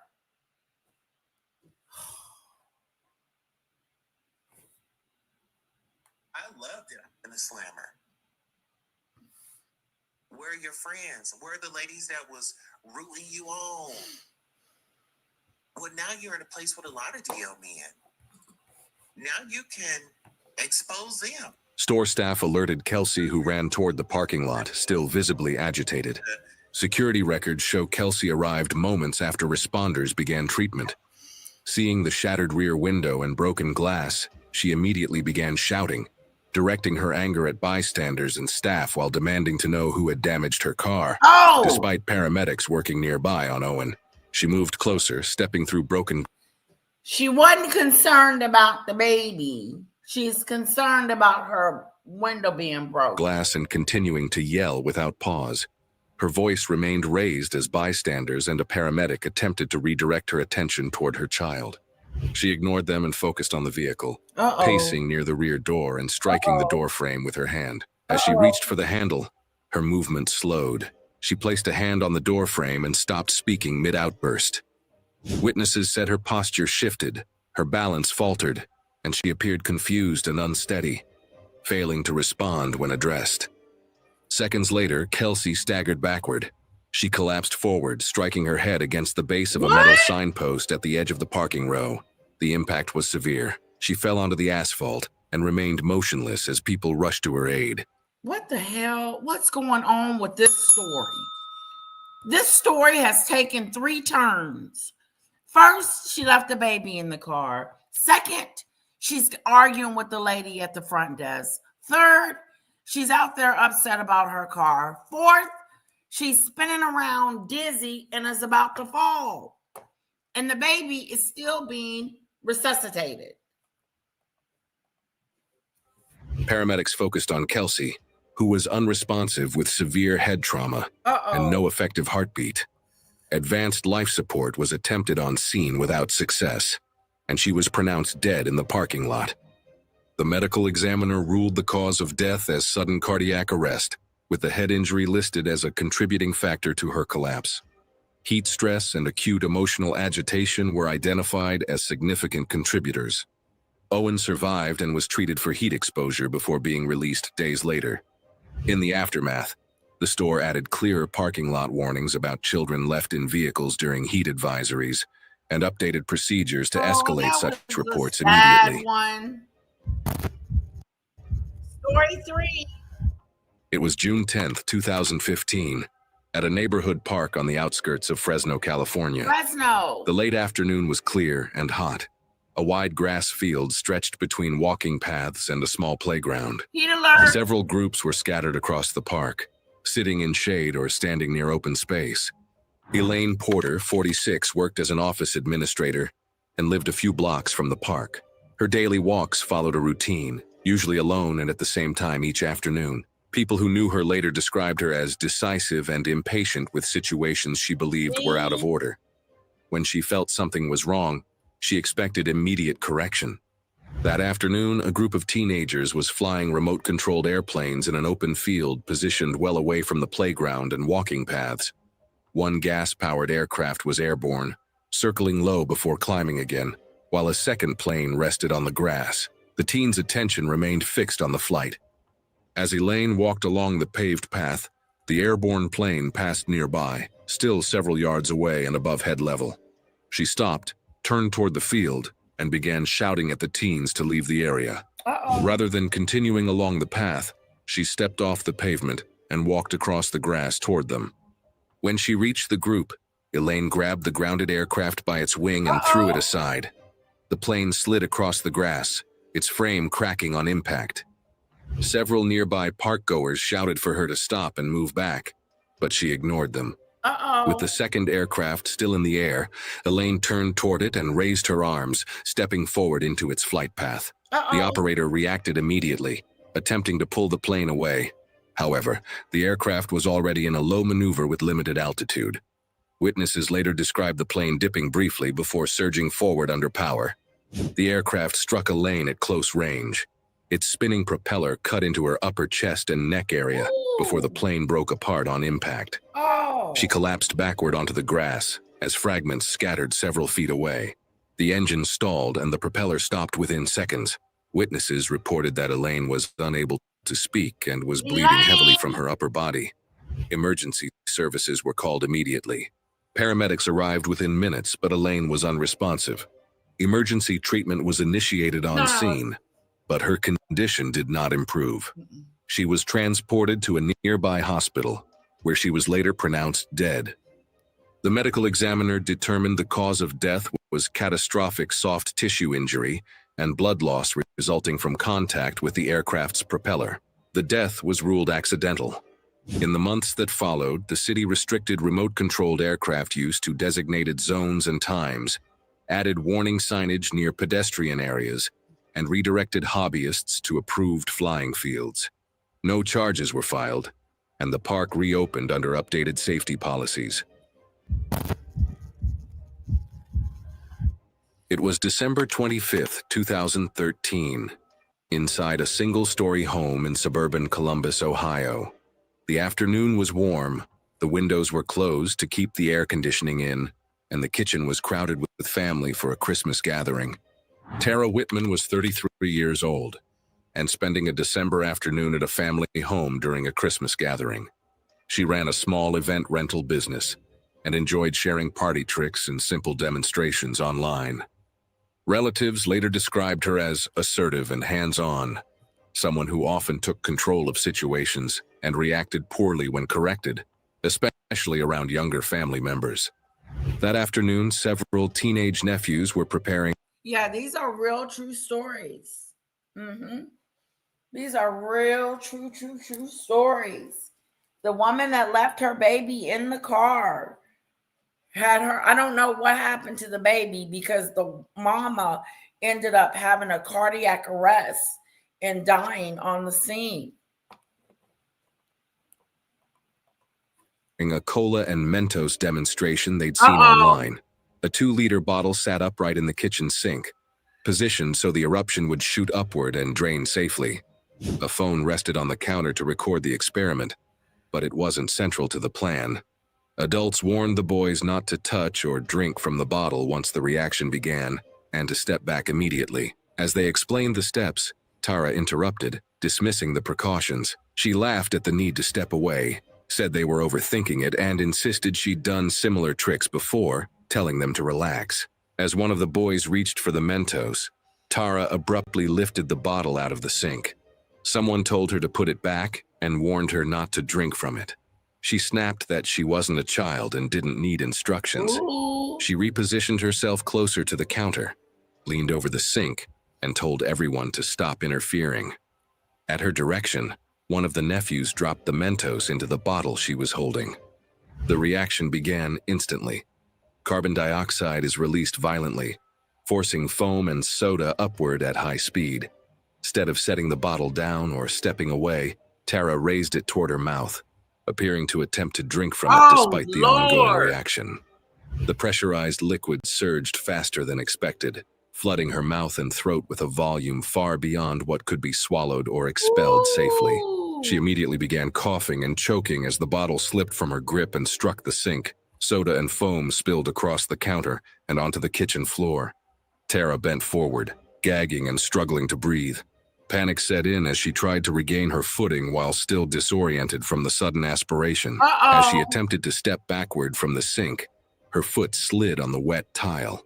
She lost balance and fell hard, striking the back of her head and upper neck against the edge of the countertop before collapsing onto the floor.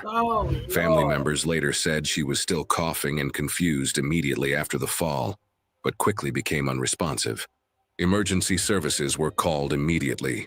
The family attempted to keep her airway clear while waiting for responders. When paramedics arrived, Tara was unresponsive on the kitchen floor, with signs of severe head and cervical trauma. Despite airway management and oxygen support, she did not regain consciousness and was pronounced dead at the scene. The medical examiner ruled the cause of death as blunt force head trauma from the fall. Acute aspiration of carbonated liquid and a panic-induced loss of balance were listed as contributing factors. Investigators found no evidence of poisoning, equipment failure, or allergic reaction, confirming the cola and candy reaction behaved as expected. No charges were filed. It was April 21st, 2018, at a city zoo in Omaha, Nebraska. The afternoon was mild with clear skies and steady foot traffic. Families moved along walkways between exhibits, pausing at railings separating visitors from enclosures. Near one exhibit, a viewing area was partially closed with barriers and warning signs. Janelle Mercer, 31, worked as a retail supervisor and was visiting the zoo with a small group of acquaintances that afternoon. She worked as a retail supervisor and had come to the zoo with a small group of acquaintances as part of a casual weekend outing. Several visitors later recalled noticing her near a partially closed viewing area, where she became engaged in a tense exchange with staff. People familiar with Janelle described her as someone who resisted correction and frequently challenged posted rules, often dismissing safety notices as unnecessary or overcautious. The viewing area overlooked an animal exhibit, separated from the public walkway by a dry concrete moat. Beyond the main railing was a narrow, sloped maintenance ledge scattered with loose gravel and never intended for public use. A secondary barrier had been installed to keep visitors out of this restricted zone. Zoo staff said the area was closed earlier due to crowding and limited visibility. When Janelle reached the barrier, she stopped and argued that the closure was unnecessary, claiming the area looked safe. An employee explained the restriction and directed her to continue along the walkway. Janelle refused to move. Witnesses reported that she raised her voice, dismissed the warnings as exaggerated, and insisted there was no danger beyond the barrier, as nearby visitors stopped to watch. Instead of complying, Janelle climbed over it. Surveillance later confirmed that she lifted herself over the rail, one leg at a time, stepping into the restricted area. She moved onto the narrow maintenance ledge beyond the barrier. The surface was uneven, with small stones scattered across the concrete, and there were no handholds or guardrails. The space was not designed to support foot traffic. Standing on the ledge, Janelle turned back toward the public area. As she shifted her stance, her heel slid against the loose gravel. Her foot lost traction almost immediately. She reached backward toward the railing, but her hand did not connect with anything solid. Her center of gravity tipped beyond recovery. With no barrier to stop her fall, she went backward into the moat below. Several witnesses reported hearing a sharp impact as her head struck the concrete base. Her body did not move afterward. Zoo staff reached the edge of the moat within seconds, and one employee descended using a nearby access ladder. Janelle showed no signs of consciousness or voluntary movement. Emergency services were called immediately. Paramedics arrived shortly after and found her unresponsive at the bottom of the enclosure. Resuscitation efforts failed, and she was pronounced dead at the scene. The medical examiner determined the cause of death was severe blunt force head trauma with a high cervical spine fracture. consistent with a backward fall from the maintenance ledge onto concrete. Death was determined to be instantaneous.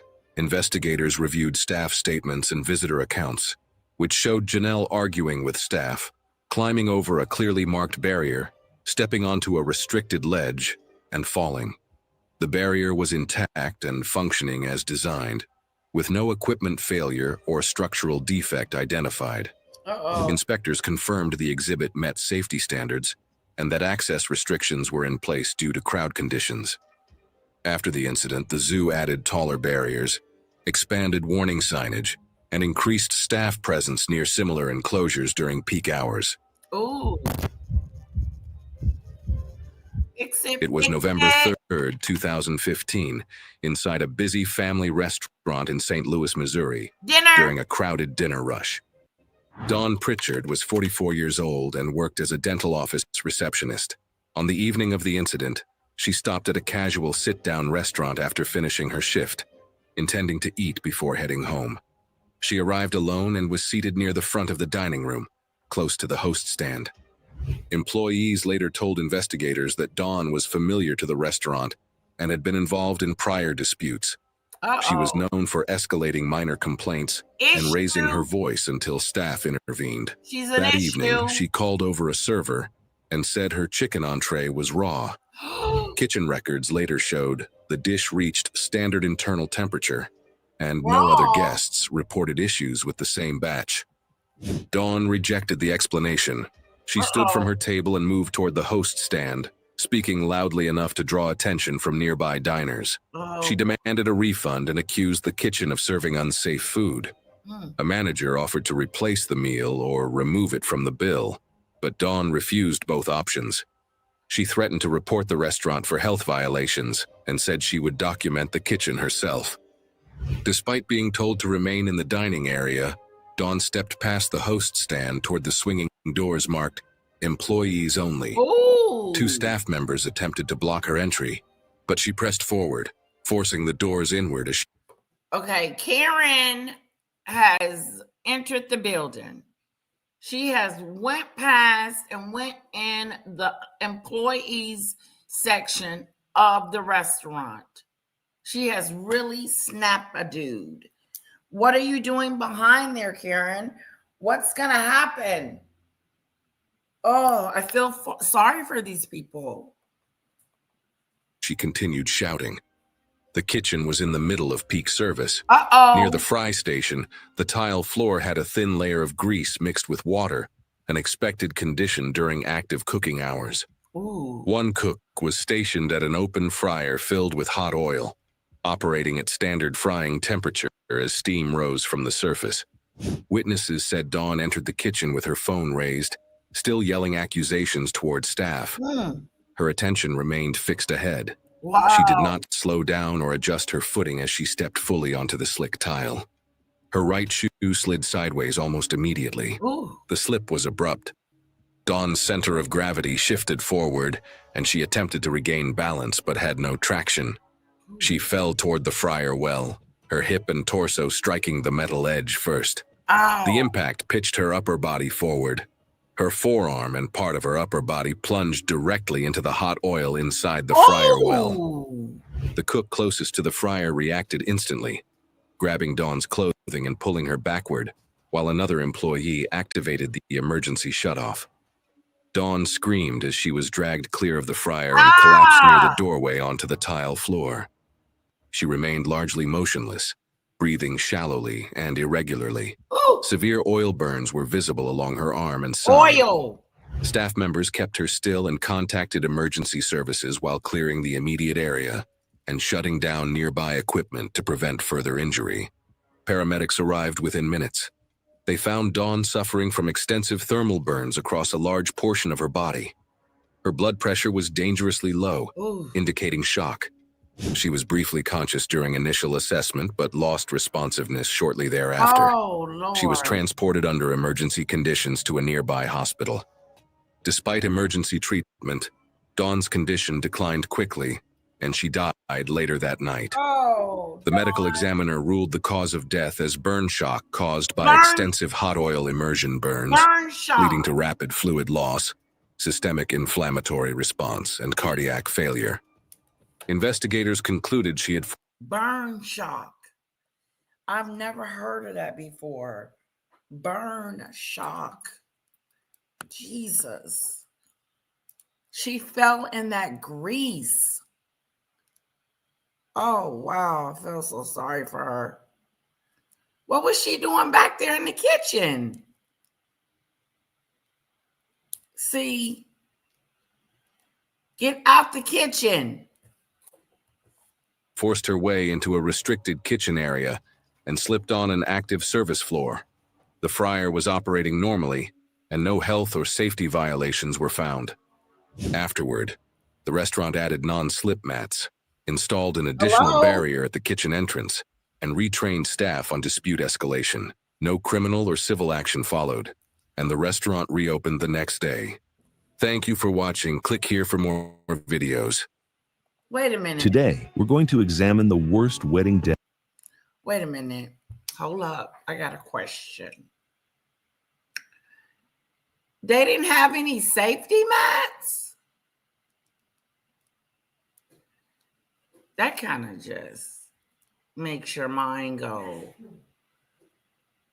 Why wasn't there any safety mats? Anybody could have slipped and fell in that grease. Wow. That could have been prevented.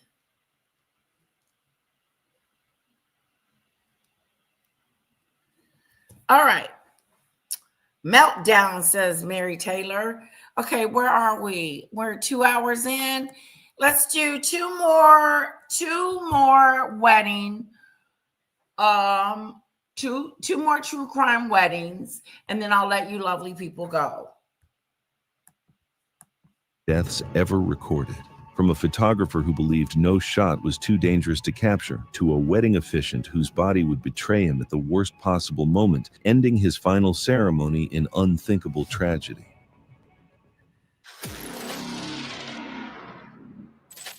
It was September 17th, 2016 in the Colorado Rockies. The mountain resort sat perched at 8,500 feet elevation, surrounded by dramatic cliff faces and sweeping valley views that made it one of the most sought-after wedding destinations in the state. The venue's natural beauty came with inherent dangers, particularly the unstable rock formations that jutted out over steep drops. Garrett Fleming was 34 years old and had built his reputation as a wedding photographer on one simple principle. He would go anywhere and risk anything to capture the perfect shot. His portfolio was filled with breathtaking images of couples posed on cliff edges, mountain peaks, and precarious overlooks that other photographers wouldn't dare attempt. When he arrived at the mountain resort for the wedding weekend, Garrett immediately began scouting locations for dramatic shots. During the Friday evening rehearsal, he identified a rocky outcrop extending roughly 15 feet beyond the main cliff face, overlooking a valley nearly 80 feet below. As he tested angles near the edge, the venue coordinator approached and warned him the outcrop was off limits due to recent surveys showing erosion and unstable rock. Garrett acknowledged the warning but dismissed it, explaining that he had worked on similar cliff locations many times without incident. When the coordinator reiterated that the restriction applied to all vendors, Garrett pushed back. I see what you're saying, Debbie, like steel toe shoes that they wear, protective shoes. She had no business back there. You're right. You're right, Debbie. Arguing that the venue was interfering with his ability to deliver what the couple expected. He referenced his contract and threatened to tell the bride and groom the venue was limiting their photos. During cocktail hour, as the sun dropped toward golden hour, Garrett enlisted 2 groomsmen to help carry his equipment to the restricted area. Despite posted warnings, he assured them the access was approved and set up his tripod near the edge to frame the couple against the valley below. Garrett positioned his tripod about 8 feet from the edge and began taking test shots to check his composition and lighting.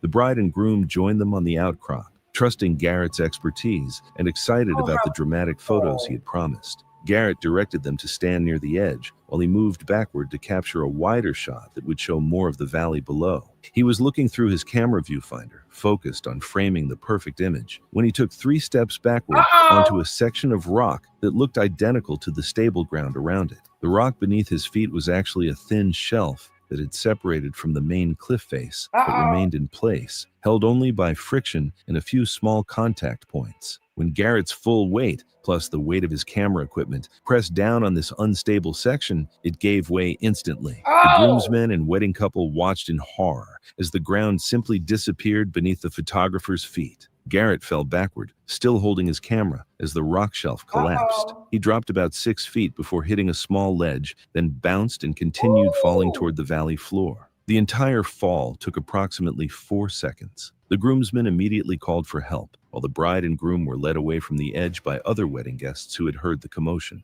Emergency responders arrived within 45 minutes, but the remote location and steep terrain made recovery efforts extremely difficult. Garrett was found at the base of the cliff, having fallen the full 80 feet onto rocky 80 ground. feet. The impact had caused massive trauma that would have been instantly fatal. Garrett's death was ruled accidental, caused by massive trauma from the fall. The wedding reception was immediately canceled as emergency vehicles filled the resort's parking area. The venue installed more visible safety barriers around all cliff areas and implemented a policy requiring all photographers to stay within designated zones, with signed acknowledgments required before any outdoor photography sessions. The photographer's pursuit of the perfect shot had cost him everything on that Colorado mountainside. But hundreds of One more miles away in story, Georgia, guys. a young woman's attempt to avoid causing problems at her best friend's wedding was about to create the ultimate disruption. Uh-oh. Here we go. It was June 3rd, 2017, in a small town outside Atlanta, Georgia. The historic church had been built in 1892 and featured soaring ceilings, stained glass windows, and wooden pews that could seat 200 guests. Beautiful. The building's old-world charm made Oh it my a popular God. choice for traditional weddings, though Isn't its that age beautiful? meant that modern amenities like air conditioning were limited. Paisley Thornton was 26 years old and worked as a marketing assistant for a small advertising firm in downtown Atlanta. She had been the bride's college roommate, and their friendship had continued strong through the 5 years since graduation. Paisley was known among her friends as someone who always tried to help, often to her own detriment. When the bride began planning her wedding menu 6 months before the ceremony, she sent detailed questionnaires to all members of the wedding party, asking about dietary restrictions, food allergies, and meal preferences.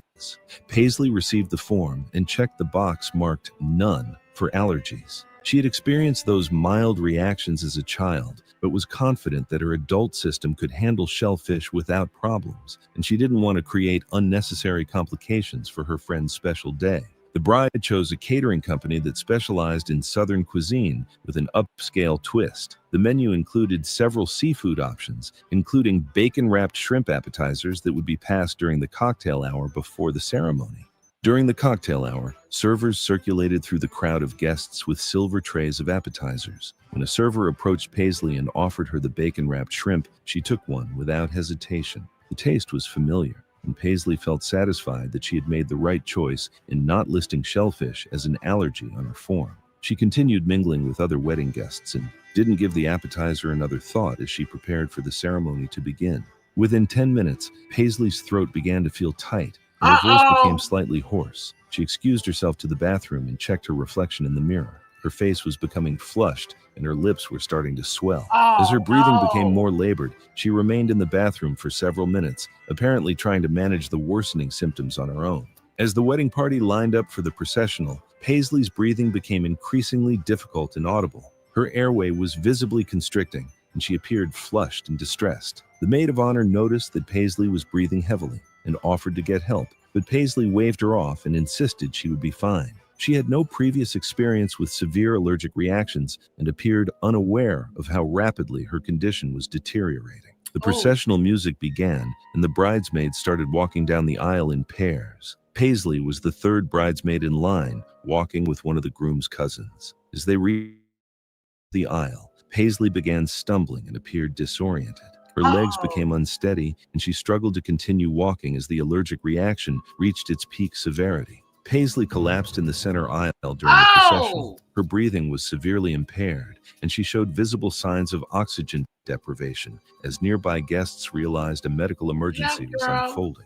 Emergency services were contacted as the bride rushed forward, and guests searched Paisley's belongings for medical information, finding none. Responders arrived 18 minutes later, delayed by heavy weekend traffic around the church, but the anaphylactic reaction had progressed to complete airway closure and cardiovascular collapse, and she could not be revived. Paisley died from anaphylactic shock caused by shellfish exposure. The ceremony was immediately stopped, and guests were asked to leave the church while the situation was handled. The bride was devastated to learn that her best friend had experienced a severe allergic reaction that neither of them had anticipated. The catering company began including more detailed allergen warnings on their menu cards and requiring signed allergy disclosure forms from all members of wedding parties. A hidden medical condition had turned a joyful processional into a scene of horror inside that historic church. Meanwhile, at a luxury resort in Florida, a groom's need to prove himself was leading toward a celebration that would end in the worst possible way. It was August 12th, 2018, at a luxury beachfront resort on Florida's Gulf Coast. The property featured pristine white sand beaches, palm trees, and an infinity pool that seemed to blend seamlessly with the ocean horizon. The resort was known for hosting elaborate destination weddings with packages that included ceremony space. I love infinity's pools. Look how beautiful this wedding is. It's gorgeous, especially the outdoor ones. Reception venues, and accommodations for wedding parties and guests. Tanner Blackwood was 31 years old and worked as an investment banker for a major firm in Tampa. His job required him to work 80-hour weeks analyzing market trends and managing client portfolios, leaving little time for physical fitness or recreational activities. Tanner's lifestyle consisted primarily of long days at the office, business dinners, and weekend work sessions that kept him chained to his computer and phone. During the cocktail hour before the reception, Tanner consumed 4 glasses of champagne and 2 whiskey cocktails in the span of 90 minutes. His alcohol tolerance was relatively low due to his demanding work schedule, which left little time for regular drinking, and the tropical heat intensified the effects of the alcohol in his system. By the time dinner was served, Tanner was noticeably intoxicated, speaking loudly and becoming increasingly boastful about his various abilities and accomplishments. As the evening progressed, Tanner and his groomsmen drifted toward the pool beside the reception terrace. The infinity edge distorted depth perception, especially under low lighting and alcohol impairment. Around 9 p.m., Tanner boasted about his supposed diving skills and was encouraged to demonstrate them. He stepped to what appeared to be the deep end, where depth markers and no diving symbols were partially obscured by wedding decor. In reality, the water was only 4 feet deep, a difference he failed to recognize in his intoxicated state. The groomsmen gathered around to watch, with some of them taking out their phones to record what they expected to be an impressive display of athleticism.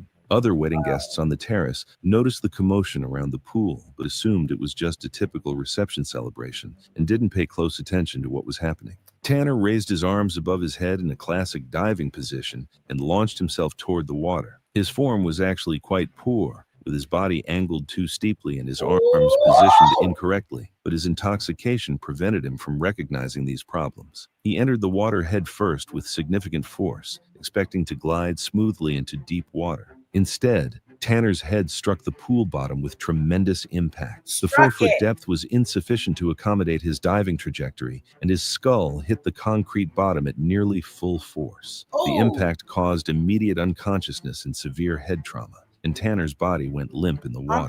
The groomsmen initially thought Tanner was showing off by staying underwater for an extended period, and they laughed and called for him to surface. It took nearly 30 seconds before they realized that something was wrong and that Tanner wasn't moving. By the time they pulled him from the pool, he had been underwater for almost a minute and showed no signs of consciousness or breathing. Resort staff immediately called emergency services and began CPR, but Tanner's head injuries were too severe for resuscitation efforts to be effective. Emergency responders arrived within 8 minutes and continued advanced life support measures, but Tanner was pronounced dead at the scene. Tanner died from catastrophic head and cervical trauma sustained on impact with the pool bottom, with secondary drowning and acute alcohol intoxication contributing to the fatal outcome. Autopsy results later revealed severe alcohol intoxication that contributed to his impaired judgment.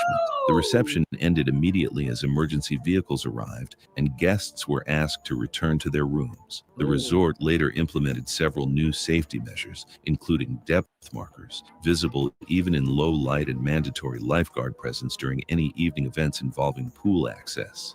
If you're enjoying these stories and want to see more content like this, make sure to subscribe and hit the notification bell so you never miss an episode.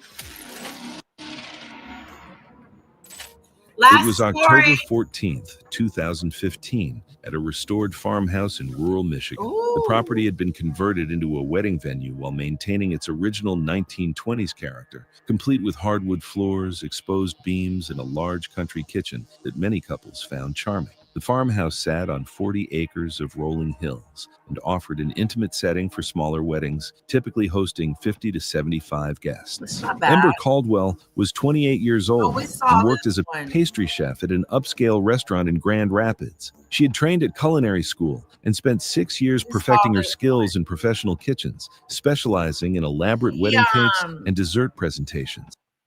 16 at a desert, the unforgiving. We saw that one yesterday. Basically, what happened with her was that there was an old stove system and it caught on fire and she didn't get out in time and died of smoke ventilation. Okay, last one. Desert heat. Desert heat.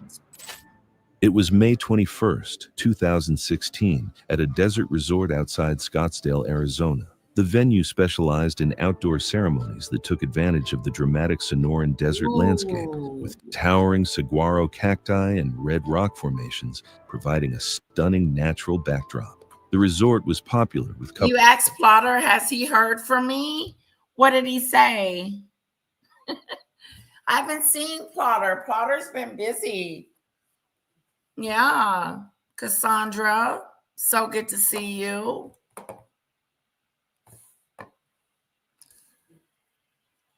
Judy Bird, alone? You're not alone. Seeking a unique southwestern wedding experience, though the desert environment presented challenges including extreme heat, limited shade, and the need for careful planning around weather conditions. Roderick Vale was 42 years old and had been performing wedding ceremonies for over 15 years. He was an ordained minister who had left traditional church ministry to focus exclusively on weddings, finding deep satisfaction in helping couples begin their married lives. Roderick had officiated more than 200 weddings throughout Arizona and was known for his warm, personalized approach and his ability to create meaningful ceremonies that reflected each couple's unique relationship. The wedding was scheduled for 4 p.m. on a Saturday afternoon, with the ceremony taking place on an outdoor terrace overlooking the desert valley. The temperature that day reached 105 degrees Fahrenheit, which was unusually hot even for late May in Arizona. The resort had set up a tent to provide some shade for the wedding party, but the ceremony location itself was in direct sunlight to take advantage of the dramatic lighting and desert views. Roderick lived in Phoenix, about 3 hours away from the resort, and he had driven to the venue that morning to allow time for final preparations and a brief rehearsal with the couple. The long drive in his car, which had air conditioning problems, left him somewhat dehydrated by the time he arrived. Lord. As Roderick prepared for the ceremony, he began to feel emotionally affected by the couple's story in an unexpected way. The bride had lost her father to cancer 2 years earlier, and she had specifically chosen this date for her wedding because it was her father's birthday. As the ceremony began, Roderick was completely focused on creating a beautiful experience for the couple. He delivered the opening remarks flawlessly, his voice carrying clearly across the desert landscape to the 75 guests who had gathered to witness the wedding. The bride and groom were moved by his words, and several guests commented that they had never heard such a heartfelt and personal ceremony. During the exchange of rings, Roderick began to appear slightly unsteady and showed signs of disorientation. Despite these visible symptoms, he continued with the ceremony without pausing. A combination of dehydration, extreme heat, emotional stress, and his unknown genetic condition was creating the perfect storm for a catastrophic medical event. As the bride began reciting her personal vows, which included several references to her deceased father and her gratitude for finding love after loss, Roderick suddenly grabbed his head and appeared to be in severe distress. The aneurysm in his brain, weakened by years of undetected deterioration and triggered by the combination of physical and emotional stress, suddenly ruptured. The rupture caused a sudden subarachnoid hemorrhage, leading to immediate loss of consciousness. Roderick collapsed without warning, falling backward onto the desert stone terrace in full view of the wedding party and all the guests. The bride stopped speaking mid-sentence, and the groom immediately knelt down to try to help. Several guests who had medical training rushed forward, but Roderick was already unconscious and showing signs of severe neurological damage. Emergency services were called immediately, but the remote desert location meant that it took nearly 35 minutes for paramedics to arrive. The resort staff did everything they could to provide assistance, including bringing ice to try to cool Roderick's body temperature and providing shade while they waited for professional help. Despite aggressive treatment by emergency responders, Roderick never regained consciousness. Roderick suffered a fatal subarachnoid hemorrhage caused by a ruptured cerebral aneurysm. Dehydration, extreme heat, and emotional stress were identified as contributing factors to the rupture of a blood vessel weakened by an undiagnosed genetic condition. The ceremony was immediately stopped, and guests were asked to move indoors while emergency responders worked. The resort implemented new safety protocols for outdoor ceremonies, including mandatory water stations for all wedding party members and requirements for shade coverage during ceremonies lasting longer than 30 minutes. Thanks for watching. If you like these stories, Well, my lovely, beautiful, wonderful chat, I want to thank you guys for hanging out with me today. Cassandra, Doodoo Bird, Debbie, and who else was in here? Cece was here earlier. Mary, thank you. Thank you, guys. Thank you, Lisa. Thank you, everyone. I hope you enjoyed the show. I will see you tomorrow, maybe. I have a dentist appointment, so I probably will not be online tomorrow, but you have plenty to watch until you see me again. Love you guys. Have a good one.